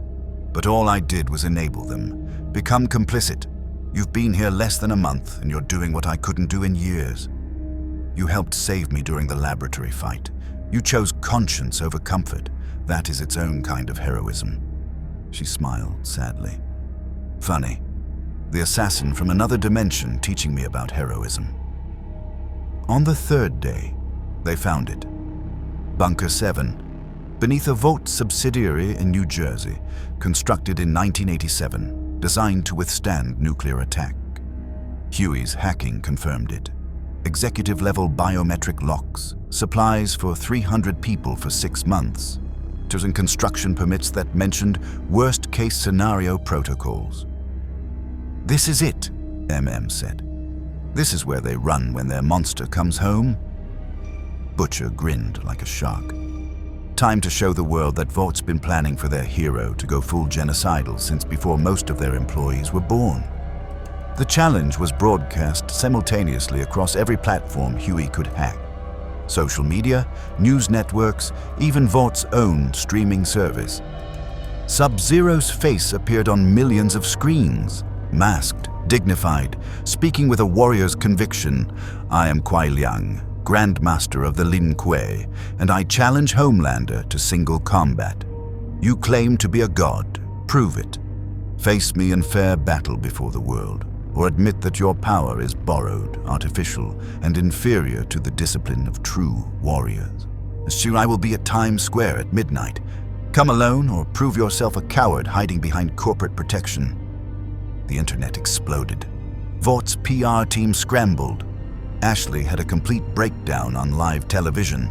The 7 mobilized, and Homelander, watching from his penthouse, smiled. Midnight in Times Square. The area had been evacuated by NYPD on Vaught's orders, but thousands gathered at the perimeter, phones out, cameras ready, the modern world's version of a gladiatorial arena. News helicopters circled. The boys positioned themselves with broadcast equipment to expose Bunker 7 the moment Homelander was distracted. Sub-Zero stood in the center of the intersection, ice already forming around him in spiraling patterns. Ready. Homelander descended from the sky like a god arriving for judgment. Cape billowing, a costume perfect despite the events of recent days, smile wide and psychotic. He landed 20 feet from Sub-Zero with theatrical precision. I'm going to enjoy this, he said, breaking you in front of everyone, showing the world what happens when people challenge me. I've fought gods before, Sub-Zero replied. Real gods, not corporate products. You are strong, but you are not divine. You are not invincible. You are simply a child given too much power and never taught discipline. Homelander's eyes began to glow. The fight that followed was spectacular and brutal. Homelander's heat vision carved through ice constructs, but Sub-Zero was ready. Mirrors, reflections, using the Times Square screens and glass to redirect energy. Ice clones drew attacks, while the real Sub-Zero struck from angles, targeting joints, eyes, anywhere vulnerability might exist. Homelander was faster, stronger, and far more durable. But Sub-Zero fought with decades of training against opponents who'd wanted to kill him since he was a child. Every Lin Kuei technique, every Mortal Kombat lesson, every Grandmaster strategy deployed with precision. The crowd watched in awe, millions watched via broadcast, and in Vought Tower, executives watched their greatest asset struggle against someone who'd earned his power instead of being injected with it. Sub-Zero landed strikes that would kill normal humans, ice spears that would pierce armor, freezing techniques that dropped temperatures to levels that should shatter bones.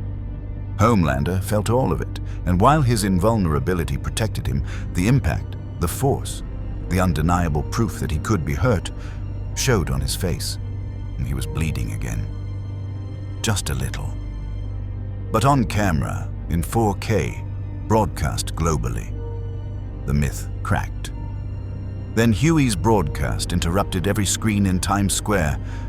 Footage of Bunker 7, architectural plans, Vought executive memos discussing Homelander containment contingencies and worst-case survival protocols.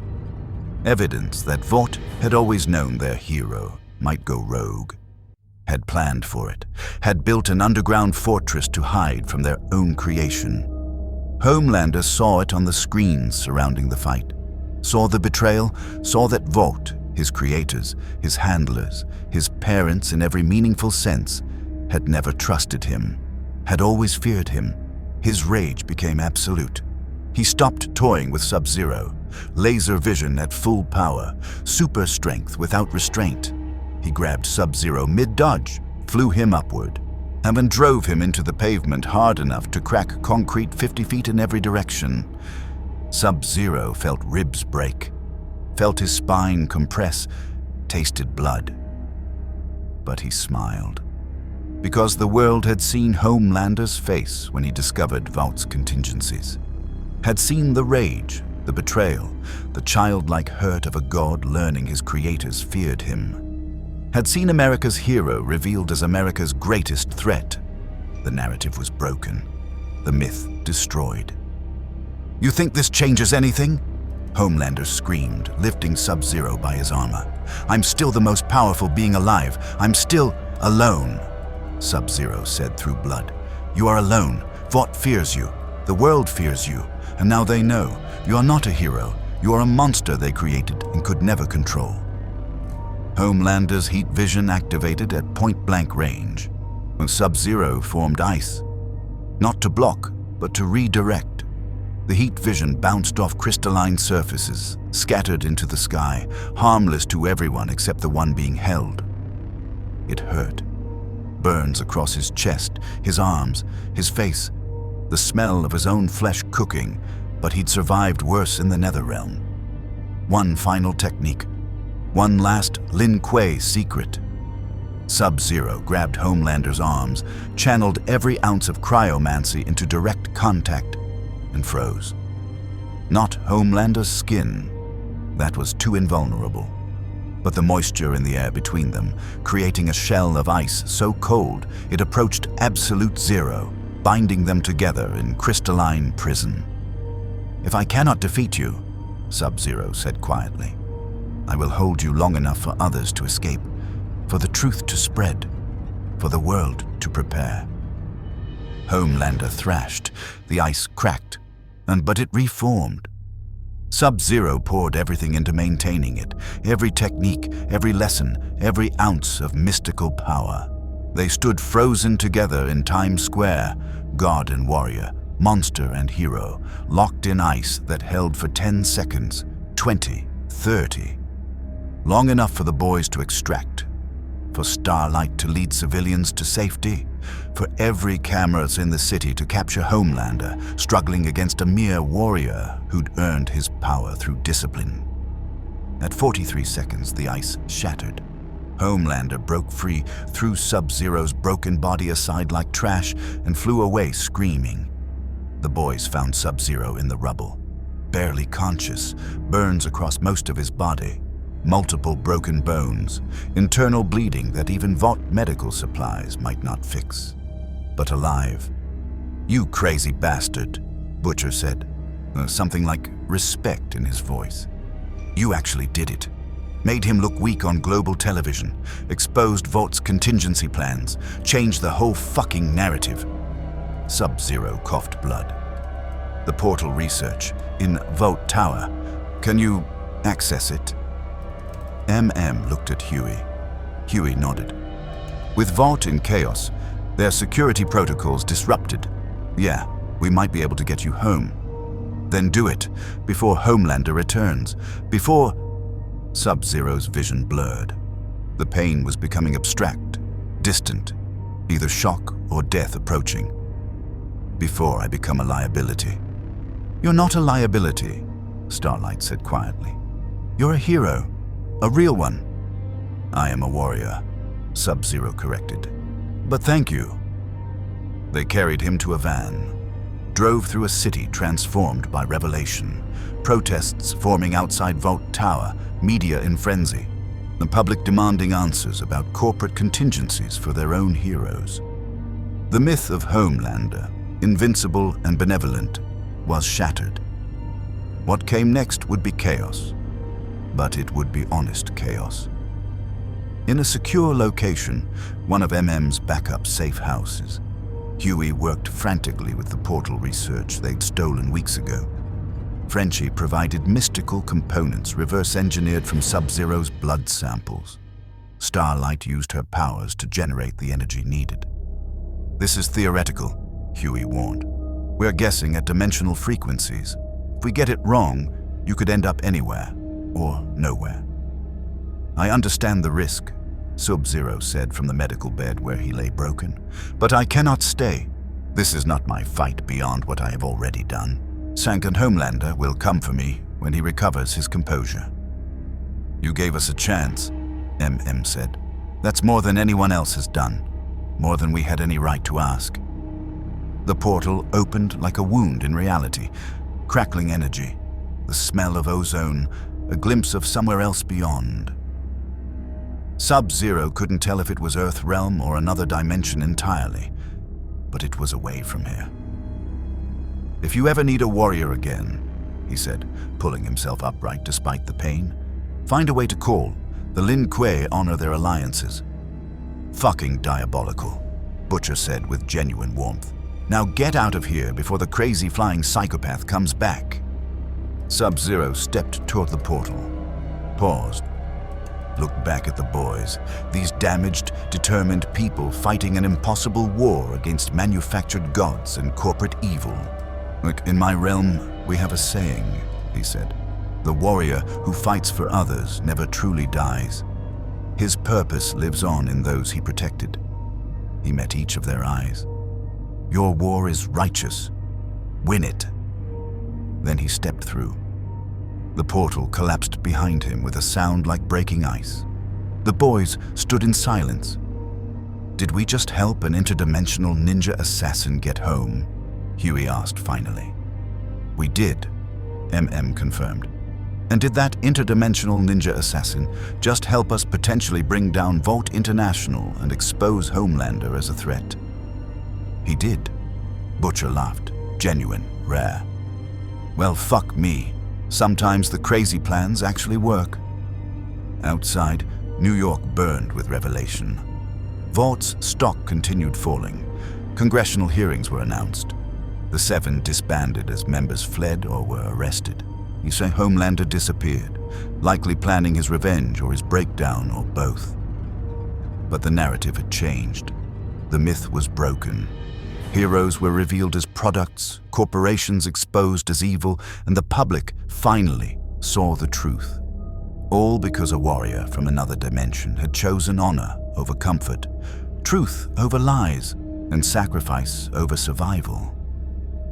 In Earthrealm, Sub-Zero emerged from a portal in the Lin Kuei temple, battered and burned, and collapsed into the arms of his clan brothers. They carried him to the healing chambers, demanded to know what had happened, where he'd been. He told them of a dimension where heroes were manufactured, where corporations owned justice, where a warrior's discipline meant more than artificial power. And he told them that somewhere out there, the people were still fighting for honor in a world that had forgotten the word. The Lin Kuei honored such warriors, even across dimensional barriers. The universe known as the Boys would never be the same. Sub-Zero's arrival had been accidental, his presence temporary, but his impact permanent. He'd exposed the manufactured nature of heroism, the corporate machinery that created and controlled suppies, and most importantly, he'd proven that Homelander, the seemingly invincible god weapon, could bleed. In the weeks that followed, Vought International faced unprecedented scrutiny. the revelation of Bunker 7's contingency protocols sparked investigations into every aspect of compound Vi production, soup management, and corporate accountability. The public's faith in manufactured heroes crumbled, replaced with healthy skepticism and demands for regulation. Homelander retreated further into isolation, his narcissism wounded by public footage showing him struggling against a warrior who'd earned his powers through discipline rather than injection. The myth of his invincibility, the foundation of his psychological stability, was shattered on global television. What he would become in response remained uncertain, but the world was finally preparing for the worst. The boys continued their war, now with public support and resources they'd never had before.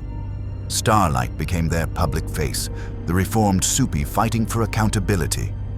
MM provided strategic oversight. Huey managed intelligence. Frenchie built weapons. Kimiko served as their conscience and their blade. And Butcher remained Butcher. Driven by rage, but tempered slightly by Sub-Zero's example of disciplined violence in service of protection rather than revenge. In Earthrealm, Sub-Zero recovered slowly, his burns healing into scars that told a story his clan brothers struggled to believe. He'd fought in a dimension where heroes were products, where power was purchased, where corporations manufactured gods and controlled their narratives. He'd stood against their greatest champion and survived. The Lin Kuei added a new chapter to their records. The warrior who fought evil in a realm not his own, who chose honor over survival, who reminded a corrupted world what true heroism looked like. And somewhere between dimensions, in the quantum spaces where realities touched, the possibility remained that if the boys ever truly needed a warrior again, if Homelander's final breakdown threatened millions, if Vaught's evil metastasized beyond control, they could call across the void. The Lin Kuei honored their alliances. Sub-Zero would answer. But for now, two universes continued their separate struggles.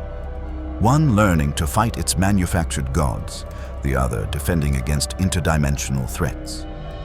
Both shaped by a brief moment when a cryomancer fell through a breach and reminded everyone that power earned through sacrifice and discipline would always surpass power injected in infancy. The war against Vought International was far from over. The battle against corporate corruption of heroism had just begun. Homelander's reckoning still awaited. But thanks to a warrior from Mortal Kombat who challenged gods with nothing but ice and conviction, the world finally understood that manufactured heroes could be defeated, and that real heroism required honor, sacrifice, and the courage to stand against evil even when the system itself was designed to protect it. Thank you for watching. Please like and subscribe.